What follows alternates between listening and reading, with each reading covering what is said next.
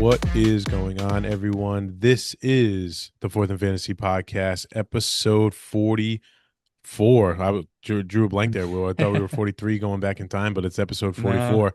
My name's Meek. I got my boy Woo here with me. Woo, week 3 is starting up. We're getting ready, It is. and people are already panicking on who to play Oh my by God. by week 3. And I'm one of those people. I'm 100% I one of those I people. know. Listen, you had Burrow, so fill the people in. Like what was the moves that we ended up making to Yeah. fill the void? Yeah, I actually made a couple moves this week, but since we're talking about the league, I have Burrow in specifically. So earlier this week, sent out to the group chat like, listen, need a quarterback. Check your trades. I'll be sending them out. Like I'll be texting you as well. So everybody was aware. So first trade offer I got was your brother Terrell. He has two quarterbacks on his roster. It was Jordan Love and Kyler Murray. He sent me Jordan Love for Marvin Harrison straight up. I was like, you know what? I don't I don't love it, but this might be a necessity. And at the time, I had some other moves in mind that I was hoping to make. They didn't end up working out, so this is what we reverted back to. So I did trade Marvin Harrison Jr. for Jordan Love straight up. Painful because I was really hoping to have Marvin Harrison the rest of this year. I thought there was going to be some good things coming out in his second year breakout that I was hoping for. But thankfully, I'm pretty deep at wide receiver, so it was a I move feel that I like could. I feel like this is 2 years in a row for you that you've had to like trade one of like your studs to Yeah, even just stay afloat. yeah. Last year I had to trade AJ Brown, Kenneth Walker, and I think Drake London. Or Yeah, did I? you traded him to me. Yeah. So this is 2 years in a row where within the first 3 weeks I've had some very important players get hurt. And in order to stay afloat, I need to make these moves. And unfortunately, that means putting good Yep. players in these trades. So, listen, like I said, I really didn't want to give up Marvin Harrison. It had to be done. I really like Jordan Love, so it's not like I like hate No, the you got a trade. good And it was quarterback in return. yeah, it's not like this was like full desperation. Like this was a decision that I was comfortable making. I still had like a couple other outs I could have gotten away with, but I figured I'd just rip the band-aid off, get that over with. I have Jordan Love on my team now. I'm happy with that. He was the quarterback 5 in 2023. Last year he played hurt. So I'm hoping for some good things going forward. I have Romeo Dobbs on my bench. Maybe he becomes, a focal point to that offense, and I have an He could. accidental stack. I was gonna say no Jaden Reed, so that is a very high potential or Yeah. possibility. Just top of the show, we've hit 2,140 plus plays across Spotify, Apple Podcasts, and YouTube. That is thanks to the folks that are listening, like you are, the folks who are watching on the video format that we provide for you. We thank you. We love you. Keep it going. Make sure you're following us on our socials: Twitter at Fourth and Fantasy Pod, Instagram and TikTok at Fourth and Fantasy, YouTube at Fourth and Fantasy. Make sure you give us a like, follow, share, 5-star rating on all of our socials and podcasts, and leave a comment because you may see yourself on the show. Quick question of the day, Woo. We're starting with our week 3 starts of the week. I'm gonna go first because this one is a confidence play. This guy had a very shaky week 1. I was starting to panic a little bit, and then week 2 turns it around. Shows himself as the guy we all kind of expected him to be, and now here we go. So I'm going Kenneth Walker versus the New Orleans Saints. Big thing to just start off is that Charbonnet's listed as doubtful. Obviously we're going to talk about this in the injury section, but Charbonnet's doubtful. He was inefficient last week when they played Pittsburgh, and Walker had the good game. So I think this is a confidence play to continue to play Kenneth Walker. And New Orleans has they do well against the run for running backs, but if you get a receiving back, so for week 1, and this guy's not even a receiving back, but James Conner had a receiving touchdown for the Cardinals last week.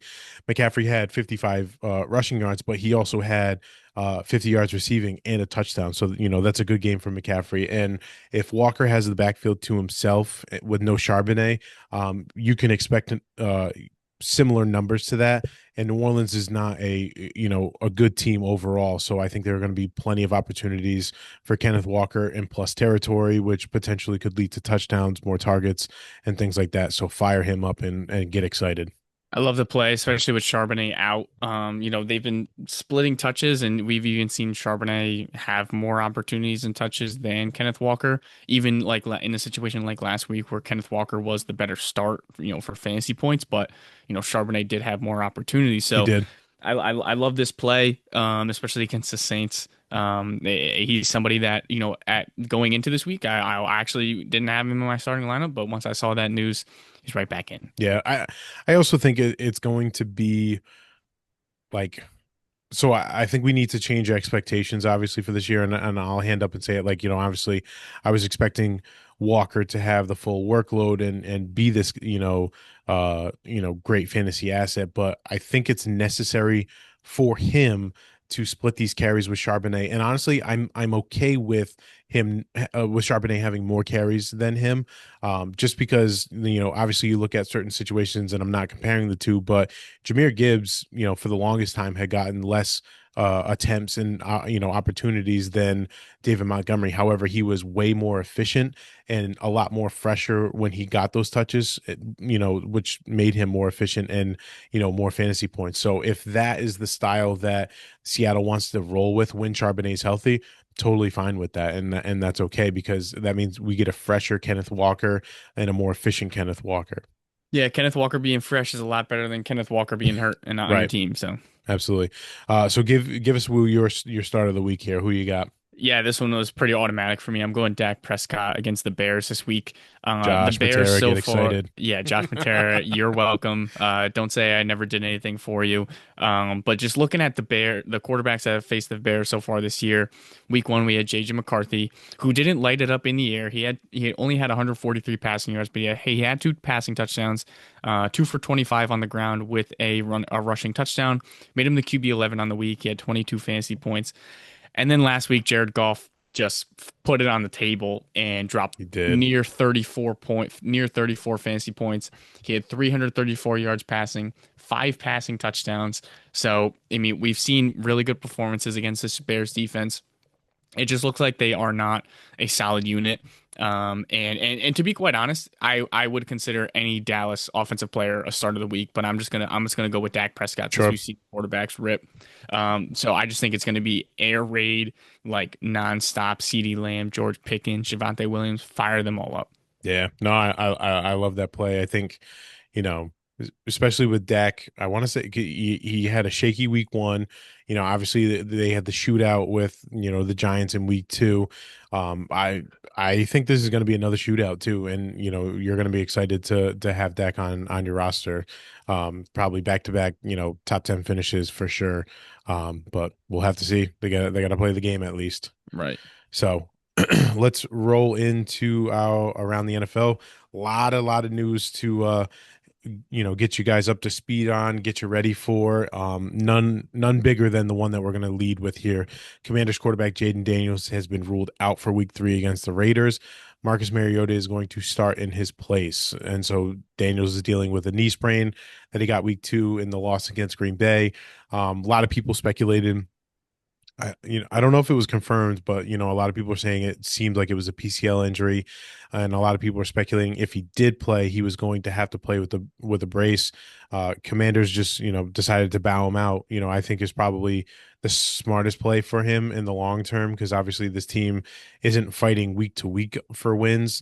They have postseason aspirations, and if you have someone like Jaden Daniels who's gonna have to try to grind it out week after week, you're not going to get far, in your plans.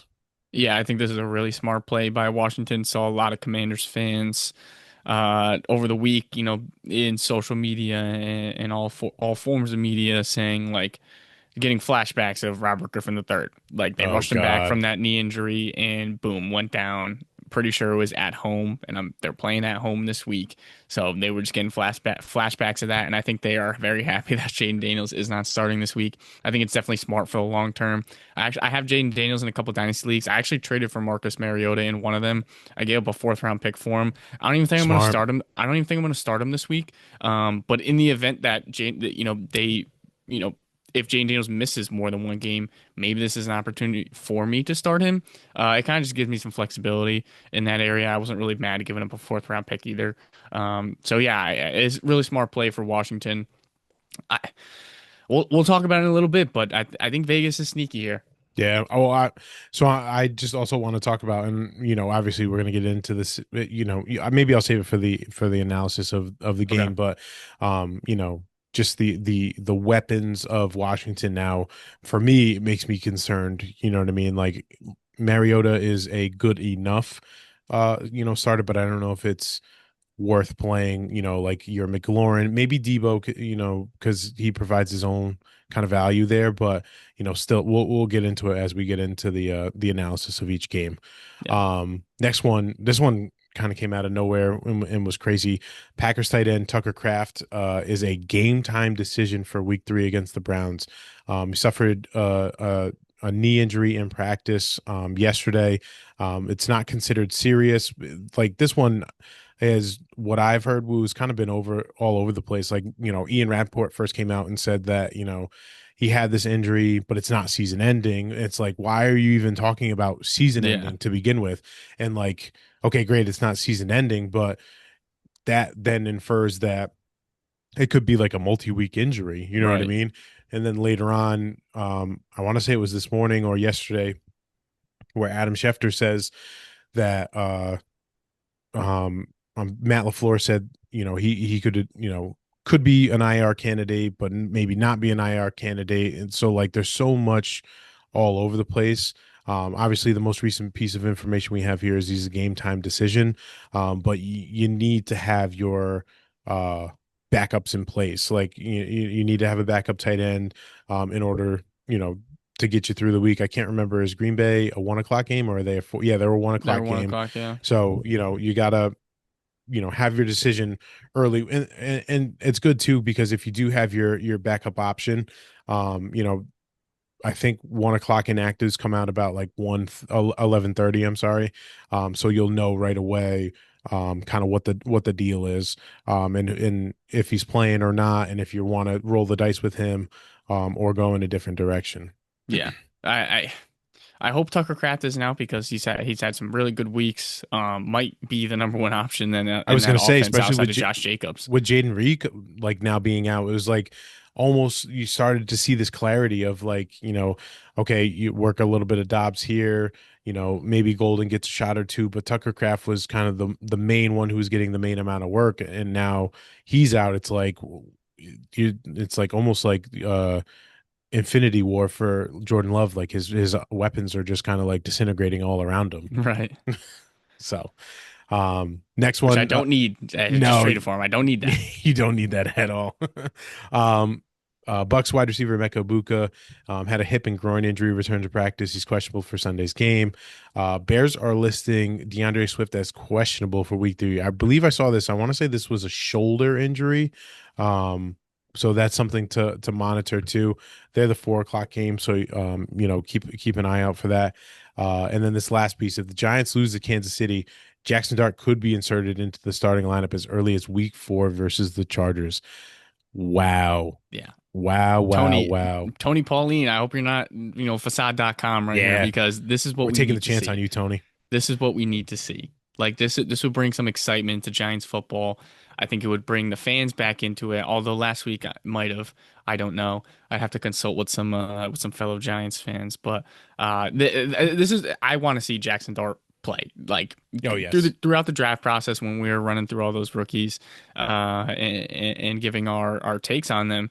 Dart was somebody that I wanted to be a Jet. Like this is a guy that I had high aspirations for coming into the year, and I'd love to see him play sooner rather than later. And I think Dayball wants to see him play sooner rather than later for the purposes of his job. His job. I was just about to say his job's on the line this year, 100%.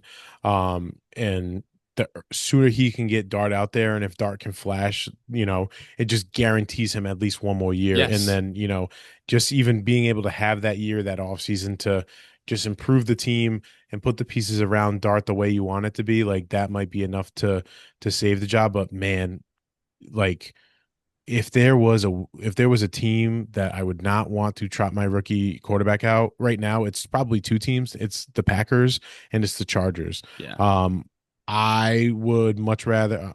I'm trying to see who they play week 4.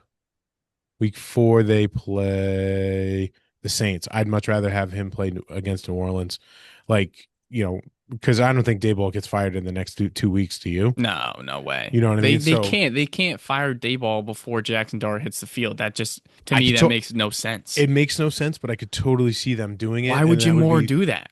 it'd be because it's a total like it's a giant play. Like I could totally see the Giants doing something like that and not giving him a fair shake.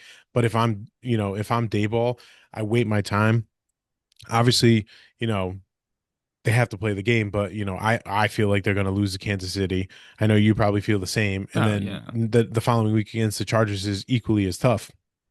Get through those 2 weeks and then, play New Orleans, get some confidence, and then build off of that. Put him in for that game. Don't put him in Yeah, for the next week. I hear that. So, um, and then just to round out, before we get into our week 3 preview, just our inactive so far, that are definite. So we have Brock Purdy on here, but I think he's listed as questionable. But the words that Shanahan uses that it's highly unlikely that he's going Yeah. to play. So we're probably going to see Mac Jones again. Fields is out with a concussion. We know McCarthy's out. Aaron Jones is on IR. Charbonnet's doubtful. I wouldn't expect that one. And then Evan Ingram, which I hate so much because I know you were in too on Evan Ingram this year, and it just feels like it's been derailed by Oh, injuries like the terrible. calf. I think this one that has him out this week is his back.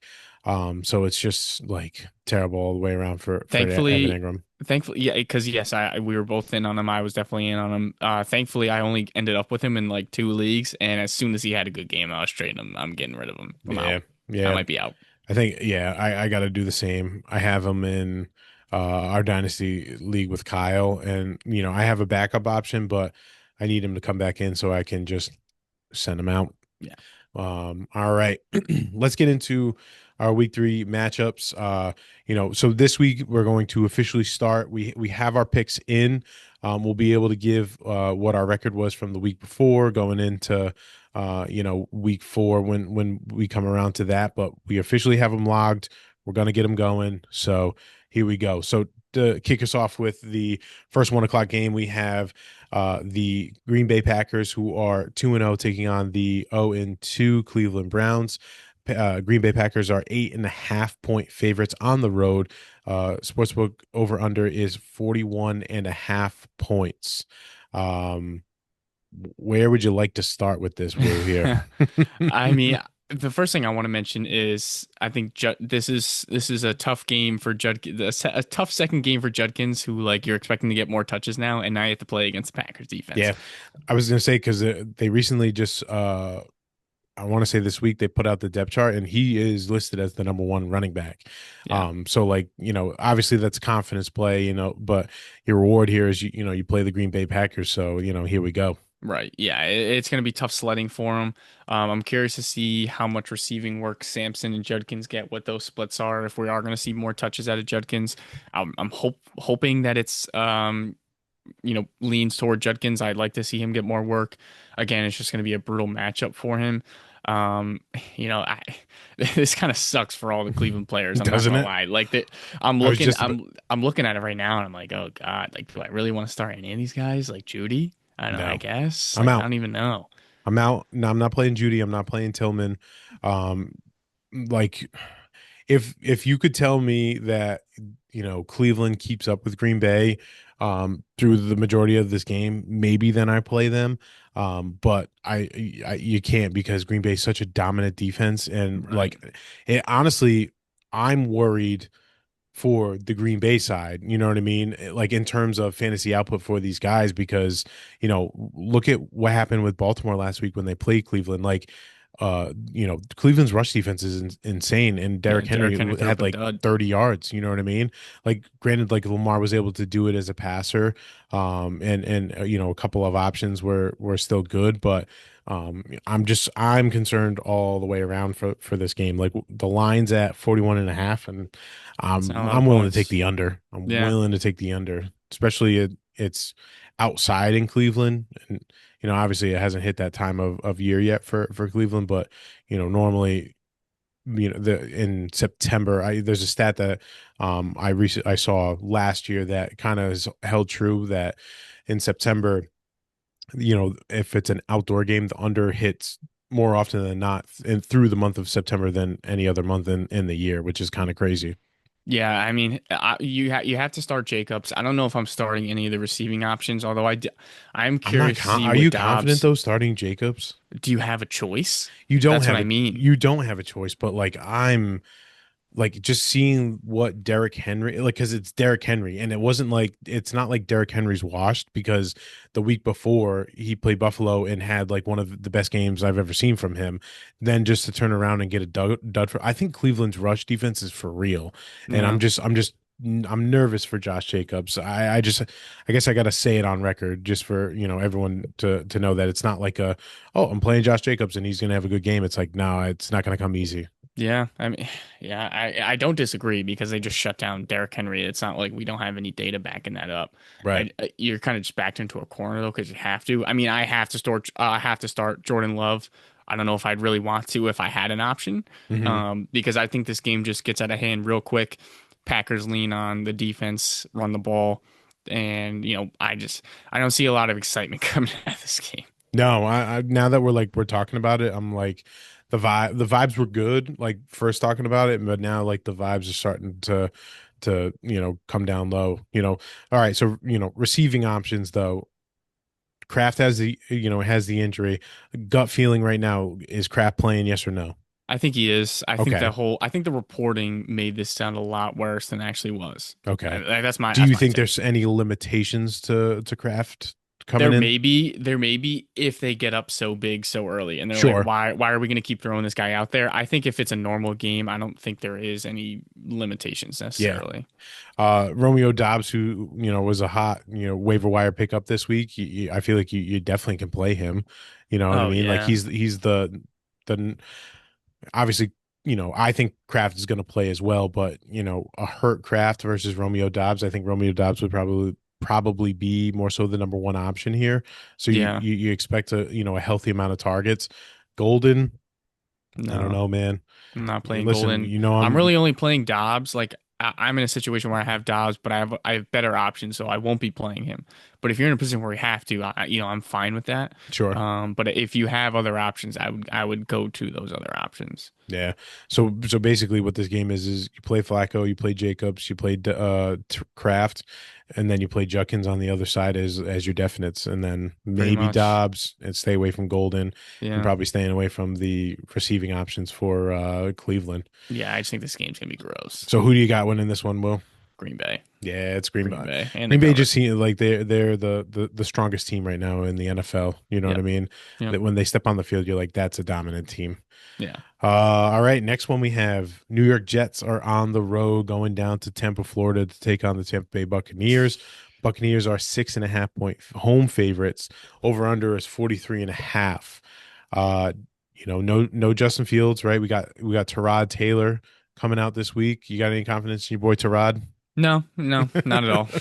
No. To be quite honest, at this point, I think I can make this Jets segment really quick.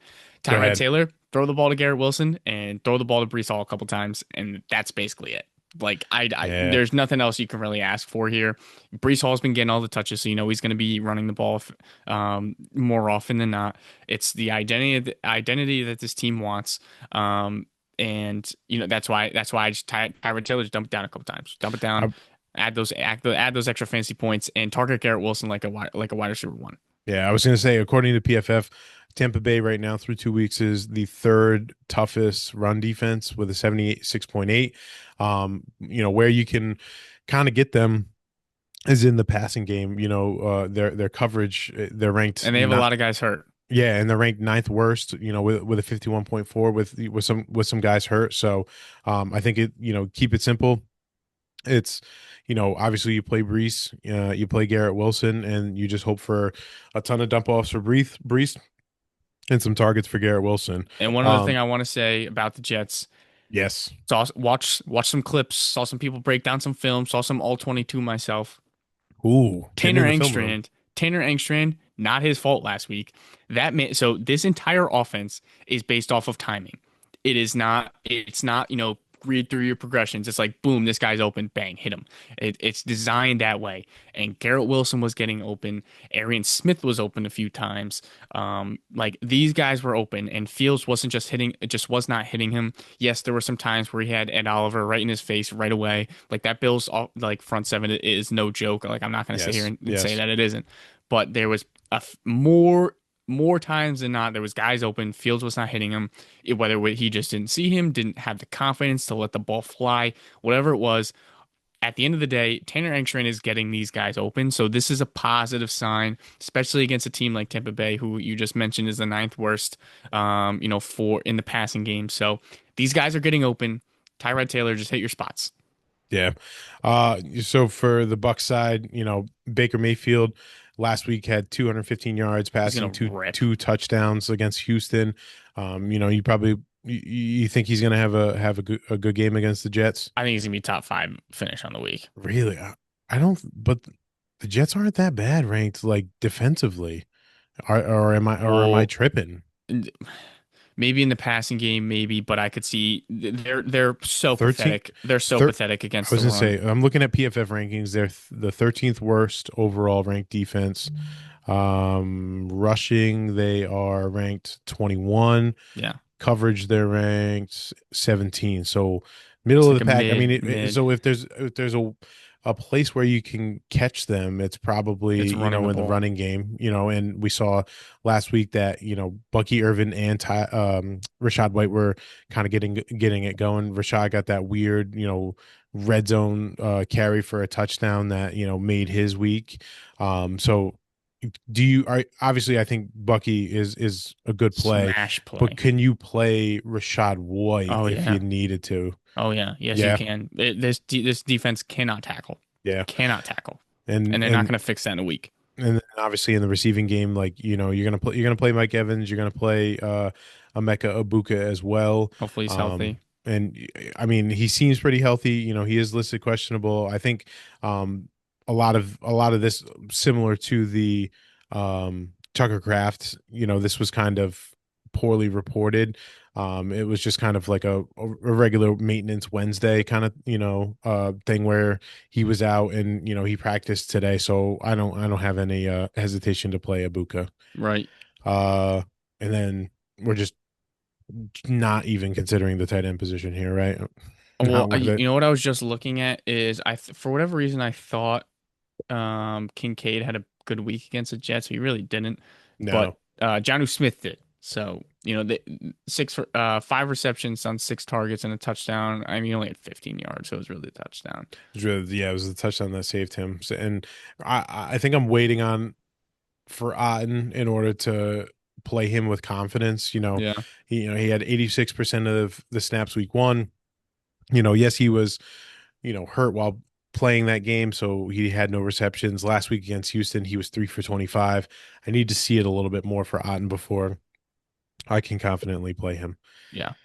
Um, who do you got winning this game, Boo? You going against your Tampa. boys? I'm going Yeah, against the boys. It's Tampa. It's got to be real. yeah, I think so too. Do you think Tampa covers the 6.5? That's a I hefty do. that's a hefty number. I do think they cover it. I'm hoping it's a lot closer than that Bills game, but Hmm. I still think they cover. Okay. Yeah. If it was Justin Fields, maybe a different story, but Tyrod Taylor, I don't really have any faith in, to be quite honest. Yeah. I feel indifferent about it. Like I feel like how like there's always Thank you for those making me feel better. there's those weird weeks though where it's like it just like perfect example, right? We didn't talk about this game, but the Miami Buffalo game, Miami was 11.5 point dogs, and obviously yes they lose by 10 points, but it was so much closer than Oh that the yeah, entire time, and they're able to cover the 11.5. Like yeah. I could see in some crazy realm where Tampa Bay, I mean, the Jets cover that 6.5. Not to say that they win. I'm taking Tampa Bay, but for some reason I could see them covering that 6.5. Maybe I hope you're right. Yeah, I need something to watch. I need to watch all four quarters. I didn't even watch all it's all four right. You got quarters you got all these last one week. o'clock games, and you can just throw on red zone, so it's fine. Oh God. This game, actually, no, I don't know how I feel. But next one we have Los Angeles Rams are on the road to take on the Philadelphia Eagles. This is a NFC divisional rematch where the Rams lost to Philly Hmm. in Philly. Philly is 3.5 point favorites. Over under is 44.5. I was first excited reading this, seeing Philly and the Rams, but then I just got a quick wave of like regret actually. And I know that this game is 44.5, which seems like it could be good, but I'm leaning under here. Like for Think some so. reason, I just last week, let's just start with the Philly side, right? Like last week when they played the Chiefs, I was so hyped for that game, thought it was going to be a good game. And then Hertz gives you, 101, no touchdowns, 15 yards rushing and one rushing touchdown. It was just, for lack of a better term, it was a snooze fest in my opinion. That game, like that game was hyped up to be, the game of the week. Hmm. And obviously, like, defense people enjoy like the defensive matchups, but when you're giving me a game of the week, I'm expecting like points to be had, Right. and there were no points to be had, in that game in my opinion. But for some reason, and I feel like so when we get to this matchup, obviously Philly's got a great defense. I think the Rams actually have a sneaky good They have defense, a very good defense, and it's young, and those boys play hard, and all on rookie contracts. all on rookie contracts, and I could just totally see a realm where, it's similar to the Chiefs game last week where like it's just hard fought yards. You may get a tush push touchdown here. But I don't know. So like obviously you play Hurts, you're playing Barkley, and you're playing, AJ Brown, which kind of man, like he's had a rough 2 weeks. If Rough two AJ weeks. Brown's going to cook, it's going to be the secondary of the Rams. It's This gotta is be. this is a tough matchup for Barkley. Obviously, Barkley is Saquon Barkley. It's not necessarily a matchup game for him, but Right. I was going to say the Rams right now ranked the sixth best defense in PFF. Their rush defense is ranked 16, so they're middle of the pack. Coverage right now is ranked fifth.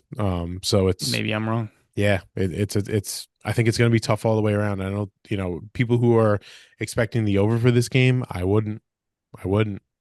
Interesting. So anything else on the Philly side that we need to address? Not really. I mean, I guess Goddard. I'd be kind of nervous about Devontae Smith, to be honest.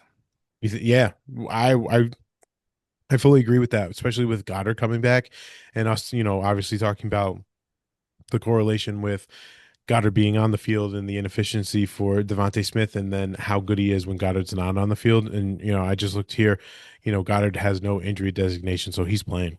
Yeah. So I would also play Goddard too. Oh, yeah, I'd fire 100%. him up. How many targets did he have week one? He had seven. He had Seven. seven catches on 7 targets. Yep.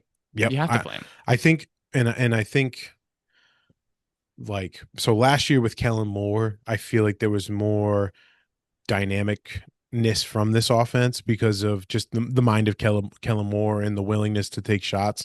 This new guy, is hired within, but he's not Kellen Moore. You know what I No, mean? Like I think that, you know, first of all, I don't even know his name. Hand up, that's on me. But couldn't tell you. it just feels like it's a more methodical offense that like kind of how like the Patriots were of years past, where like it's death by a thousand cuts, where we're just Hmm. gonna pound, go 4 yards here on a rush, maybe on a 2 yard out, and just keep going up the field. And when we get into like the 2 yard line, we'll tush push Jalen in.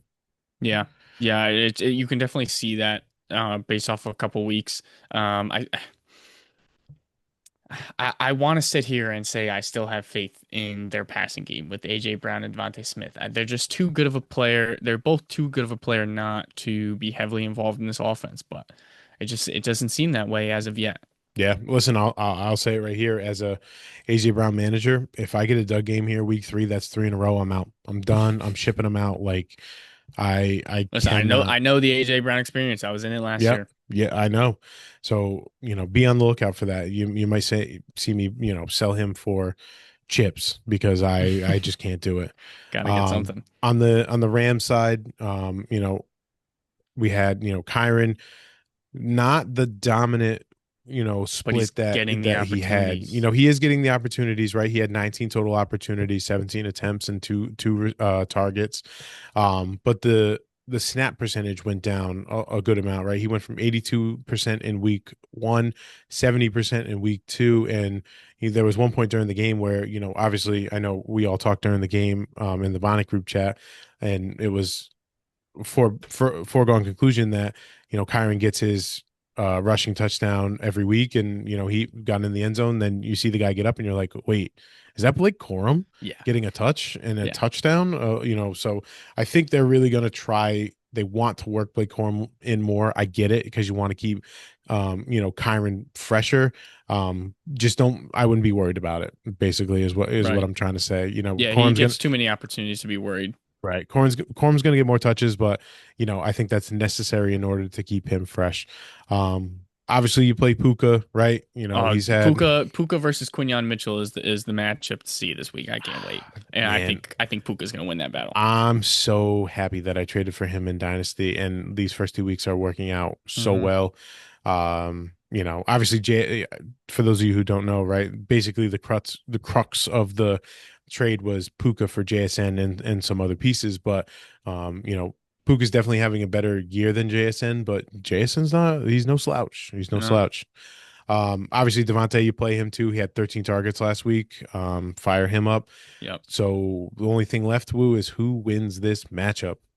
I'm taking the Rams. We're Wow. split here. I'm taking the Rams. I don't know. Something about something about the Rams. I don't know. I like them a lot. I really couldn't tell you what it is. Like I love Jared Verse. I have no like he didn't go to the same college as me. Like I have no ties to these Los Angeles Rams. I don't have a single one of these players on my fantasy rosters. But just something inside is saying the Rams are gonna win. That's who I'm taking. All right.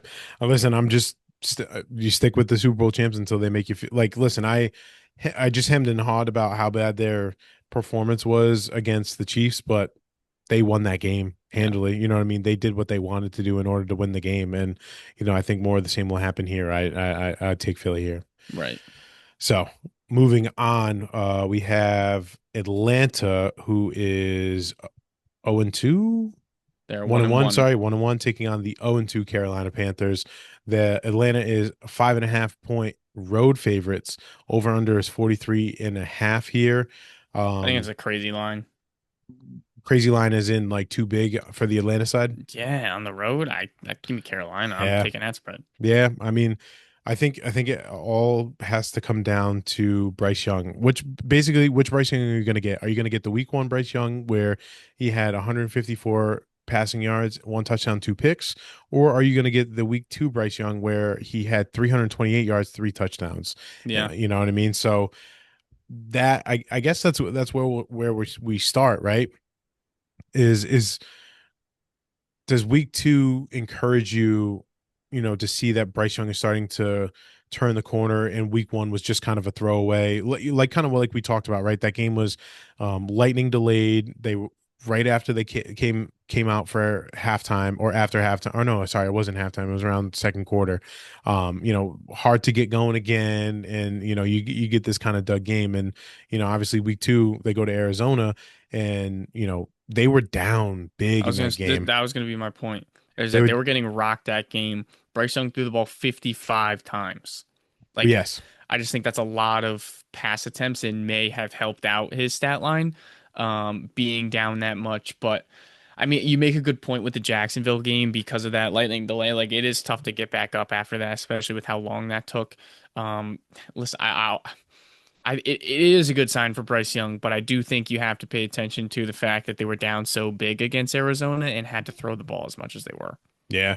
I will say though, for the defensive side for Atlanta, AJ Terrell, their top cornerback, is out. He's not Mm, playing. So Tet, that Tet 100% fire him up, get him ready to go. he's been Right. awesome. Chuba, you're definitely playing. Like, here's a crazy one, Will, and I'm just gonna throw this out to you. Going back to the game we did before, would I be crazy to trade right now AJ Brown for Tet McMillan In redraft? and redraft? Oh, I love that. I'm because I think I would do it. I think I would do it. I'm willing to pull the trigger on that one. I I would do just want that. to say I would pull the trigger on Now, Tet. does Zach say yes? No, you know he's not going to say yes No, because he because has rookie fever, yes. and that's okay. We all He has do. rookie fever and he listens to this podcast and he just wants to Yeah. see hear my pain. That's all he wants. I So don't think he would have done it anyways, even if we didn't bring it up. I don't know. yeah. Obviously Chuba, you play Chuba, right? I think rush defense wise for Atlanta, they are the eighth worst. So you could see Great matchup. see some success here. That's a good matchup. Um and While I while we're talking about Chuba, the yes. targets are there.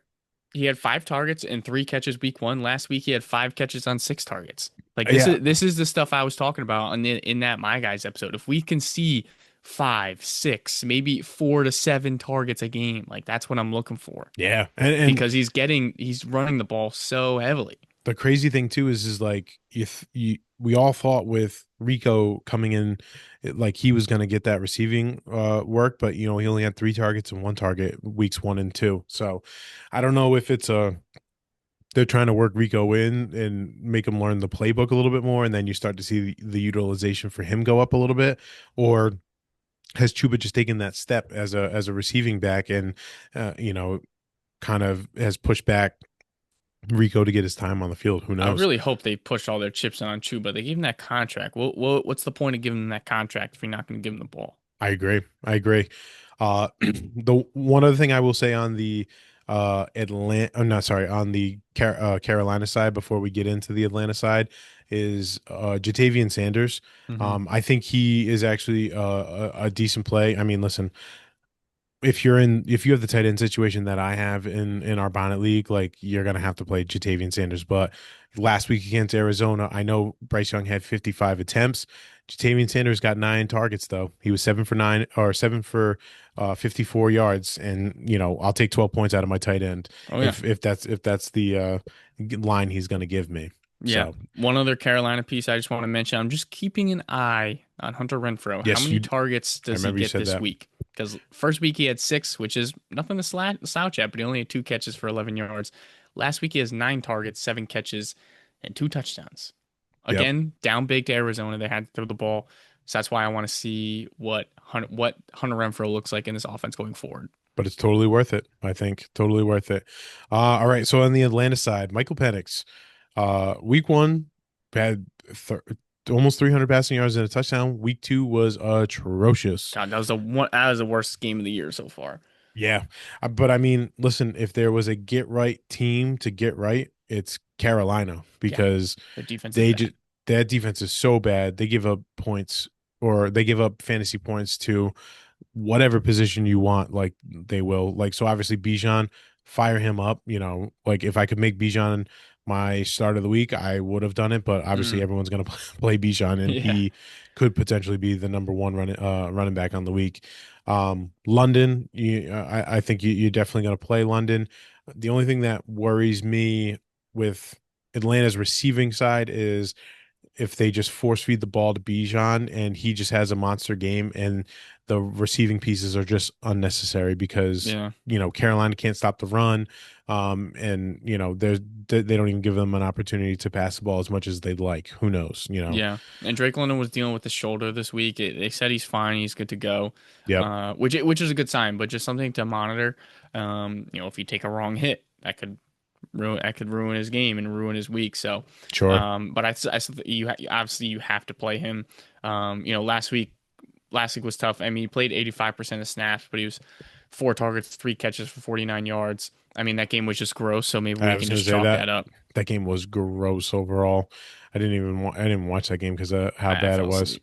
asleep. Kyle Pitts, you throw him out there. He's off the injury Yeah, report with a toe injury, but listen, if I had Kyle Pitts available to me, I probably would have fired him into my it's a hell lineup of a too. matchup. So, you know, we'll see. But who do you have winning this one? I have Atlanta. Yeah, Yeah, okay. it's the Dirty Birds. Yeah. It's the Dirty Birds. It's the Dirty Birds for sure. All right. Carolina 0-3. It's all right. Yeah, Sorry, listen, Rondo. Rondo knows. He has expectations or realistic expectations, but Moving on to the next one, we have the Indianapolis Colts, who are a surprising 2-0, taking on the 0-2 Tennessee Titans. Not so surprising. Indy is 4.5 point road favorites. They're in Tennessee. Over under is 43.5. Indiana Jones, man. Indy, Indy. Indiana Jones, 272 passing yards in week one, 316 in week two. You know, like, is this it? Like, is Daniel Jones like a week in, week out guy that we can trust here? What does their schedule look like? Hold on. I mean, he did it against Denver, and He I, did do it against you know Denver. what I mean? Like, I'd be the first one to tell you that. Like, I would have never expected that to do it against Denver. But I mean, this so is a great matchup. I wanted to start Daniel Jones this week, but Steve wanted to throw more fab at him than me, so uh, whatever. bury Um, him on his bench. I mean, week 4 he's got the Rams, Chargers week 7. Actually, looking at their schedule, it's pretty light. It's actually so light. I Can was we gonna just say, run through this? So they go Tennessee, then they're at the Rams, home against the Raiders, home against the Cardinals, at the Chargers, home against the Titans, at the Steelers, home against the oh my God, Falcons. Then they have a bye. Then they go to last little Kansas bit. City, and then they're at home against Houston, That's good defense. at Jacksonville, at Mm, Seattle, home against San Fran. Like they have to play Jacksonville and Houston twice. I mean, yep. they still got another game out of Tennessee. And like the biggest matchups that like toughest games I'm seeing are the Rams, the Chargers, Chiefs and 49ers. Other than that, I think all these games are incredibly winnable for them. So my question here, this is a spicy one, and I want to hear where you fall on this. If you had to lock in a quarterback in your starting position rest of season, are you taking Daniel Jones or Patrick Mahomes? Mm, I'm gonna take Patrick Mahomes because Okay. yeah, I'm not gonna get too crazy here. I'm not gonna get too crazy here. You can't say Daniel Jones here. The thought it went in and it was like, yeah, no, I'm out. All right. No. Yeah, more realistic one. Daniel Jones or Kyler Murray, who Now has this one is a not been great. conversation. This one is absolutely a conversation.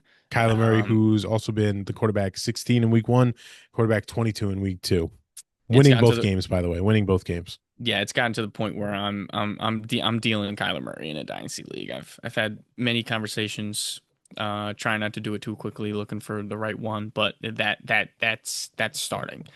And oh God, I think I want to say Daniel Jones. There's Yeah, just, give me the hype. there's nothing right. There's something wrong with this with Kyler Murray, and I don't know the explanation to it. I need to watch. Who are they playing this week? They're playing San Uh, Fran. I need to watch that game very closely. yeah, yeah. Give me Indiana Jones. I'll run him. I'll run Yeah, him rest of the season over Kyler Murray all day. yeah. Jonathan Taylor. Let me just tell you, Jonathan Taylor's having himself He's a pretty year good, to right? start. Oh Oh my God. yes, oh yes. So you can play Jonathan Taylor with confidence. Um, Michael Pittman, Josh Downs. How are we feeling here about them? Well, Michael Pittman, great week one, right? He was 8 targets, 6 catches, 80 yards, and a touchdown. Obviously, they played Denver last week, so it was a rough game. 4 catches, 40 yards, no touchdowns. But here we go. We got Tennessee here, and Tennessee has the. I'm trying to find them on PFF. Oh, sixth best ranked coverage, 73.2. So I don't know. What are the thoughts on Michael Pittman and Josh Downs? This is it's an okay matchup for them. I think I'm gonna lean Michael Pittman just based off of the snap percentages. Like he went 82, 83. Josh Downs has gone 49 and 58. So it's based off of that number. I'm gonna lean Pittman here. If he's on the field more, there's more opportunities for him to catch the ball. I think Downs is definitely interesting. The younger guy, the fresher legs. Although Pittman's only 27, I thought he was older than that. But Yeah, he feels way older than that. based off the snap percentages, I'm going to go Michael Pittman. Yeah. Uh, Tyler Warren, fire him up. He's looking like a Yeah, he looks really top good. top five tight end this year. And there's no reason why he can't have a great game here this week. Tennessee side. How do we feel playing Tony Pollard right now? Tony Pollard had week one, 60 yards rushing, no touchdowns. And then last week against the Rams, 20 carries, 92 yards. He's getting uh, all the carries and no and receiving no, work. and that's what he's like And I had thought been known that was for. gonna, yeah. I thought that was the reason why I kind of had some juice going in with Tony Pollard going into this year because obviously the rushing numbers are there, 18 rush attempts, 20 rush attempts, but he's got one target and one catch and one target and no catches. So Yeah, that's got to change. Cam Ward, come on, get him the ball. I was saying Indy's ranked 12th in coverage, and they are ranked 10th worst in rush defense. So That defense plus, is mean. it's a plus matchup though on the rushing side Yeah. for Tony Pollard. So if they can stay in this game, he could potentially have a good game. Um, And and Rulo's doing nasty things with that yeah, Colts defense. yeah, Nasty things. he's on the revenge tour after leaving Cincinnati. You know that guy Baldy that No, breaks down NFL film? no, I haven't heard of him. He's you gotta must follow on Twitter. I forget what game. Who did the Colts play week? So they went Denver last week, and then who was the week before that? Miami. Miami. God, I think it was against Denver. Colts bring like they start off. It was like a 3-4 base, like couple linebackers sitting back, 4-man front on the line, and that was like and that was when Denver was coming up the line, and I Hmm. think Denver was what Nix was running through a couple different play options, about like 5 to 7 seconds go past, then the Colts change everything, and they got everybody up on the line, and it's like Bo Oh, Nix goes and changes again, and the Colts switch everything again, and then all of a sudden it's just a straight out blitz, and I think that was the plan the entire time, but they that's showed three diabolical different work. looks in 10 seconds. I don't if I'm Bo Nix, I'm like I don't know what Oh, you want me to do right your now. head's in a Oh, mental pretzel. oh my God. It's like what I need to find that clip because it was actually insane. It was insane. Yeah. I don't know what you're supposed to do against that. We'll see. Receiving options though for Tennessee. Are you playing Calvin Ridley this week? I mean, 4.7 fantasy points week one, it's 7.2 week it's two, it's been really tough, and eight targets, six targets. it's the growing pains of Cam Ward. Personally, I was someone who was kind of out on Calvin Ridley. I knew a couple people who really thought this was a great spot for Calvin Ridley. Being on a not great team, obviously, you have the rookie quarterback, but you're going to be behind in games. He's the number one target on this team. I mean, he's had 8 targets, 6 targets. It's not like he's not getting thrown the ball, but he's got 4 catches on 8 targets, 3 catches on 6 targets, like 50% catch rate. Like that's not great. You need something Mhm. higher than that. Based off of what we've seen so far, I don't know if I can start him at the moment. I'm somebody who wasn't anyways, but I'm trying to put myself in the mind of somebody who was in on Calvin Ridley, and I can't see a reason to start him. Yeah, it feels like this is it for Brian Callahan, huh? When does Brian Callahan get fired? I guess is the question here. Because you think they Not lose before here Mike to, McDaniel. you don't think so? No, Yeah, no, he might be on. His seat is nuclear hot. yeah. Nuclear hot. But other than that, nothing really else to talk about on the Tennessee side. So I have Indy winning this one. Would you also have Indy? I most certainly do. 3 Yeah. and 0, baby. Yep. I think 3-0, 0-3 for Tennessee. Just two teams on two different trajectories. And um, man, I look like a fool right now with Indy because I was the one who was sitting here telling you that like I don't even see them winning 5 games, and here they are going to win three in a row. So Hell yeah. Love the NFL, man. yeah, Nobody you knows love what's it. going on. Not at all. All right, this one kind of spicy. The 1-1 Las Vegas Raiders take on the 1-1 Washington Commanders in Washington. Washington is 2.5 point favorites, home favorites. Over under is 43.5. We'll start with the Washington side. Marcus Mariota, he is your starter going up against this Las Vegas Raiders defense, who actually looks pretty good last week Monday night against the Chargers. So I don't think this is a cakewalk for Washington. I really think No, not at all. they're going to struggle, especially you're playing a backup quarterback, the guy you were not expecting to be your starting running back in Bill Krosky Merritt. Eckler's down with the Achilles. I just to be clear, you're not playing Mariota under any circumstances, right? No, not this game. I know No, I said I traded for him, but I'm not putting him in the lineup. no. And so, here, so we'll roll into the rushing side of it.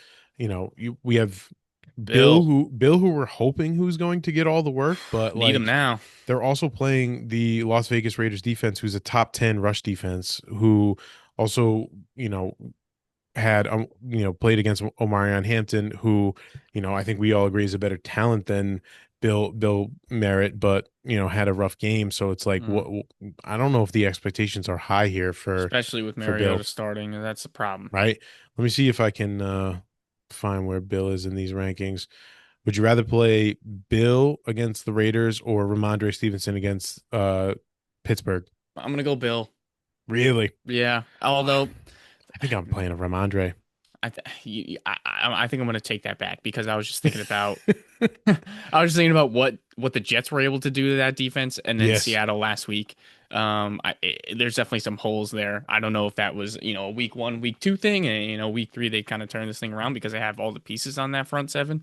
But yeah, no, I'll go Ramondre there because I haven't seen it. I don't think Henderson has gained enough trust No. for the Patriots just yet. Yeah. Would you rather play Bill or David Montgomery playing Baltimore Monday night? Mm, I'll go Bill because he's gonna have more opportunities.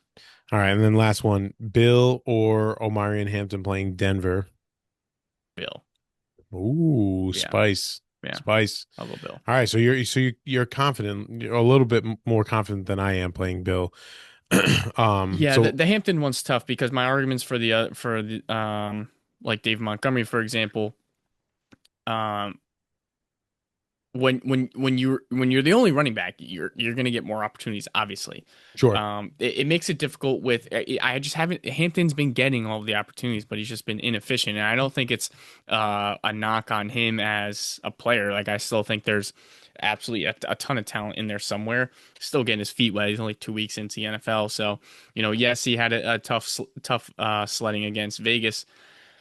I mean, with Mariota starting, it makes it really tough because I just think Vegas is going to make Mariota beat them, and they're going to load up the box on Bill, not even give him a chance to get going. Yeah. Yeah. I would agree with that. Um, receiving options for Washington, right? I'm gonna be honest with you. I'm out on playing Terry McLaurin. I'm not playing like I can't. I just made the move in our dynasty league that we co-managed together. I'm taking Terry McLaurin out and I'm putting Yeah, in who did I put in? I gotta find that it's league a great now. great call because Oh, it's been slow. Hollywood. I'm putting Hollywood in. Yes, You know what I mean? against the Giants, hell yeah. I'm playing Hollywood over uh Terry right now, Yes, it's it's also like I love Terry the person and the player, but he is not the same. You know what I mean? And this is what happens when you hold out the whole summer and you don't practice with your team and get yourself into game ready shape. You come out slow. right. And to top it off, no Mario. I mean, no Jaden Daniels. No, thank you. I'm not playing that game. I'm No, not playing that it's game. even been tough starting Terry McLaurin with Jaden Daniels, and I don't know what's Correct. going on there because last year it was awesome. It Yeah. was nothing but awesome. I really think it's the holdout. The holdout is really Yeah. like taking into effect. So, um, to the Raider side of it though, right? Uh, if you're in a two quarterback league, like I think you probably could play Geno. Ashton Genty, are you starting to feel a little panicked yet, Woo, with No, Ashton the Genty? breakout's got to come. It has to. There's no Yeah, way. I mean, I will tell there, you what. As someone who watched that, I watched every snap of that game. I don't get he didn't have what any they're time. doing. Like he had only 11 carries, and I'll tell you what, there were a couple carries in the first quarter. There was one carry in particular where he got to the second level and absolutely laid Mm, out the Charger safety, and I was like, "Oh my God, like here he comes." yeah, And for some reason they decided not to play him. They're playing Dylan Lobby in the 2 minute drill. They're playing Zamir White in passing down situations. I don't get it. Like he's way too talented to do that. So yeah. It was only eventually the day, 56% of snaps last week. yeah, eventually his day is gonna come. Hopefully it's this week, but it's a little bit rough in the streets if you're an Ashton Genty manager, and if you are, just hold him. Don't trade him. Don't panic trade. If it's not this week, it's next week. They have Chicago. Yeah, don't panic trade him. No, don't. Let's see, receiving options, right? Like uh you're definitely playing Brock Bowers, right? Jacoby Jacoby Myers, Myers. 12 targets last week, Yeah, yeah. Like double digits in I'll both hold on weeks. to that and keep playing that, right? Coverage wise, Washington is the second worst in the NFL. So yes, please, like Yep. fire him up. With that even being said, I think you can play Dante Thornton Why not? here.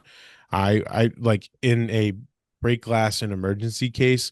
But I wouldn't be surprised if this is kind of like his coming out party. You know what I mean? Listen, he had 81% of the snaps last week against the Chargers. He was up 20% of the snaps from week one. Still had four targets and only one reception. But that Chargers defense is legit. And I think, with Washington having as poor of a, coverage rating as they do, I could see him, having a potentially a good game. Yeah, he had 11 yards per target against New England on the season. He's 21 yards per catch, so deep ball Yep. threat.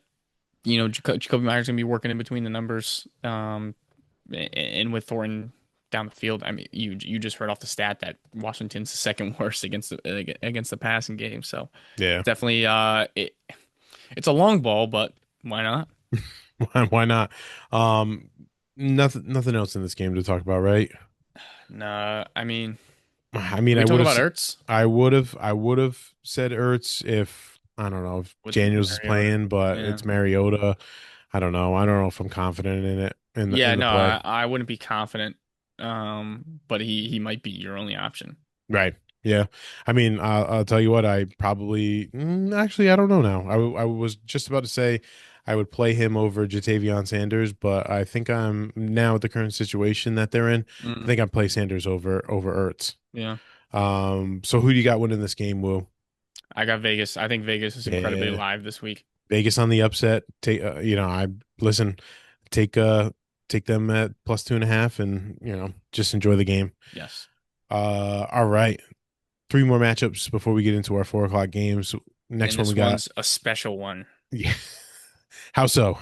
How so? Well, we've been meaning to debut this segment and we forgot about it Oh, week that's one and right. We're two. firing it, And it's firing it week up. three. It's week three, and we have Steve's bet of the week. All right, hold You on. Let's give the intro to this game and then we'll kick it to that. So, okay? the 1-1 Pittsburgh Steelers are on the road to take on the 1-1 New England Patriots.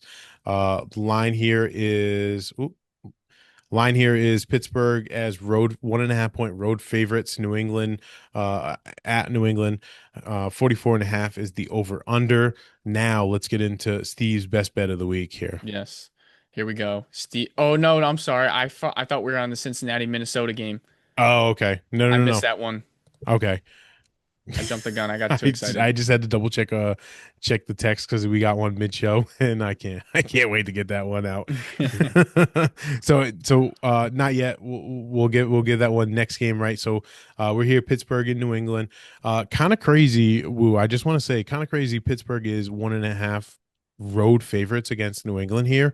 Okay. Um I don't know. Like I think there has been so much hype for New England this year, right? When the over unders came out, I told you like I thought 8.5 was way too high, and I thought the books would be all over New England this year. But seeing that they're kind of flip flopping and going with Pittsburgh, who Oh, I see. You think Pittsburgh should be I think more of Pittsburgh a should. favorite? No, no, no. I think New England should be favored in this game, in my Uh, opinion. Like especially with the loss that Pittsburgh just had against Seattle, like yeah, and New England beat Miami. Like I don't understand how that's working out. But hey, Vegas knows more than me. I'm not it's afraid to say true. that. So let's start with the Pittsburgh side, right?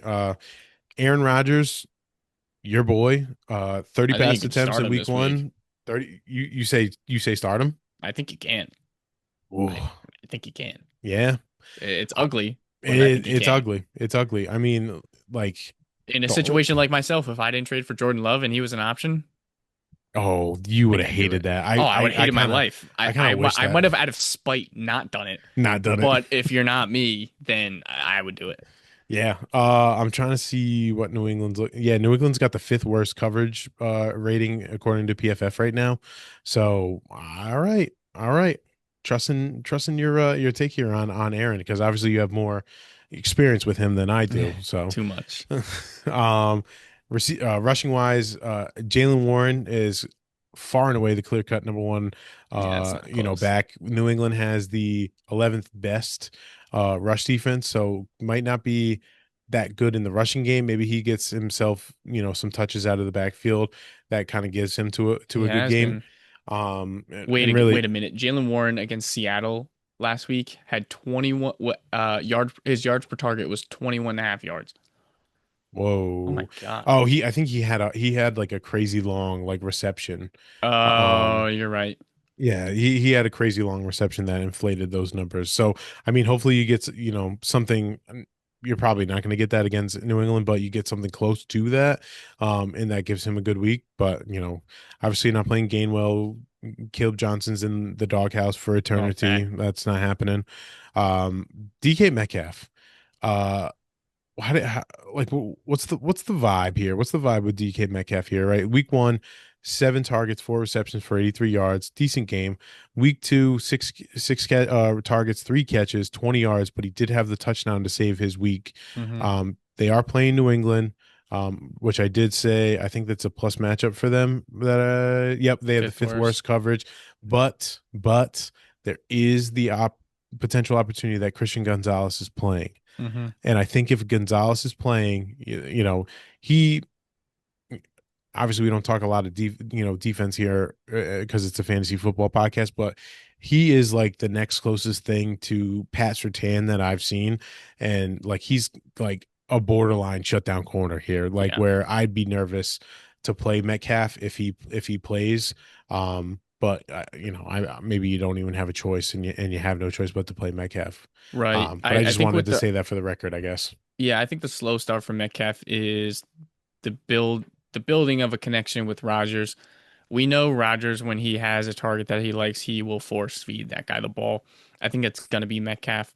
The targets are still there. It's just the catches that haven't been following basically a 50% catch rate. It's as soon as that connection is there, like I think DK Metcalf is a good buy low candidate.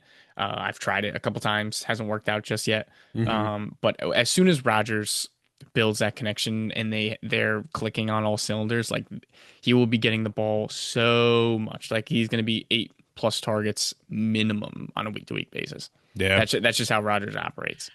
So maybe it's just kind of a wait and see situation here. Right. I Yeah. think so. I think he's a buy low candidate. Sure. Sure. Sure. Sure. All right. For the New England side of things, Drake May, had. I'm trying to find his game. He had a good game against. It was decent, but no, it 19 was it for was it was a good 23. game. He had the rushing touchdown. That's what it was Yeah. that saved him. So had 3 total touchdowns. Right, like maybe they're starting to build a little bit of momentum here. Rushing wise, I think you play Ramondre. I think he's going to actually have a good game. I think, you know, It's where it's been gashed on I the was just ground. about to say Brees had a great game. Kenneth Walker had a great game. Like I think Ramondre is someone who's a candidate to really have a decent game. And if Sneaky I'm DFS ticket. sneaky DFS ticket, I will also say if you are someone who owns Ramondre and he has a great game here, sell him, Mm. sell him, sell him, sell him, because Yeah. that may be your only chance to sell him off of a good performance. And you know, obviously, Travion Henderson was kind of put in the doghouse last week because missed a couple of blocking assignments and just kind of really didn't look too well. And Ramondre actually looked good in the passing game. I don't think that's going to be a every week kind of thing. So, I think he's just buying his time before he, get that takeover becomes complete. Yeah, it's definitely going to be later than I was anticipating, but it's going to happen at some point. Yeah, it definitely is. You just stay strong. It'll happen. And then last thing is like, what do you do with the receiving options here in New I was England? just looking at them all, and it's just Like like it's so gross. Diggs is I'm out on gross. Diggs. I'm out. I think Gross. that's over. I 41% of know the it's only been snaps. 2 games, but I think that's over. Yeah, 41% of the snaps in week one, 52% of the snaps in week two. Like, is the knee an issue, or is it he is just washed because he's 30 years old? I don't know. But does he have a baby bump now?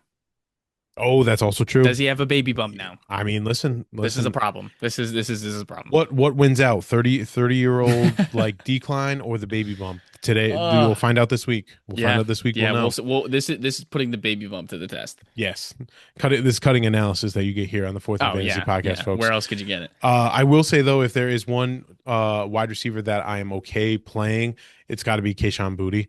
Um, he had the great game week 1. Week 2 was not that good, but like you can't expect a good week every single week for a wide, especially in the wide receiver category. Like that is so up and down. You know Mm-hmm. what I mean? Like, so I'm not worried about having one bad week for Kayshon Boutte. Yeah, I guess that would be the really only one I'd want to play, and yeah.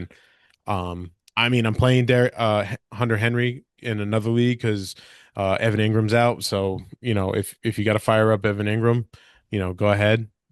Jonnu Smith, we didn't talk about this on the other side. Do we? You play Jonnu Smith? Mm, I don't think so. I just, Oh I hate man. Arthur Smith so much because I want to say no, but then it's gonna be like a game where he draws up 25% Wait, of the plays all for Jonnu you know Smith. it'll Call be his it'll be number. it'll be disgusting. It'll be some stupid line like three. He'll have 3 targets, 3 catches for Three 10 yards and three touchdowns. and 3 touchdowns. Like every catch will be a touchdown catch. That's what it'll be. It'll be something Yeah, I gross. could totally see something like that happening this season. Yeah. So overall, who do you have winning this one? I have. Oh God, I keep forgetting who I put on the dock. I have Pittsburgh. I don't know. I think it's only a matter of time until Rodgers really starts figuring out this offense, and it's so painful for me to say that. It's like Yeah, it I actually know it does. hurts. It actually hurts. That's how I know. That's how I know you really mean it because you're actually like Yeah, talking in favor of Rodgers, and yeah. I know you don't want to. I really don't. I I'm really don't. taking And New England. I also think just New. Sorry to cut you off, but I No, just no, go think ahead. New England's offensive line is awful. It's terrible, I get that. and I think T.J. Watt's gonna feast.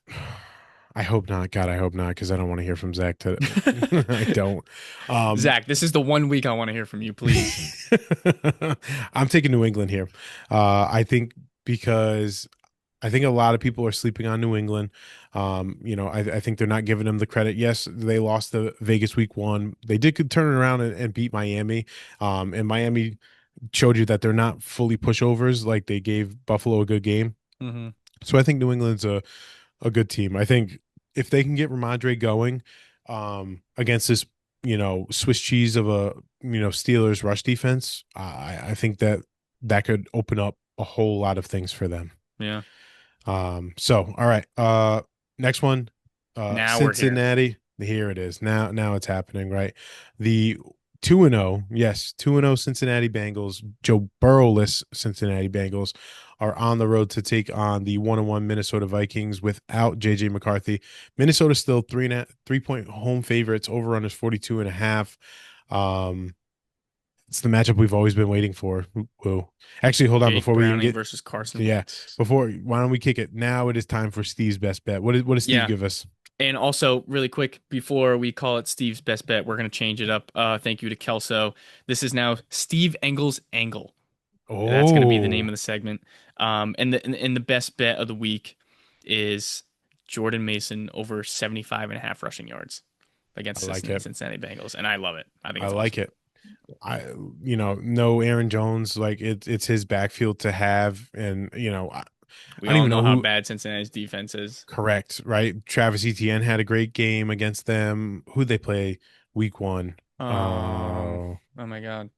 I'm drawing a blank, man. I Hold got on, it. I'll I find got it. it. I got it. It's Cleveland. Cleveland. I don't know if Dylan Simpson had a great Yeah. game against them too. Yeah, so fire him up, absolutely. But back to the analysis here. Browning versus Wentz, what we've always wanted. You're not playing any of them though. Chase Brown. Let's start here.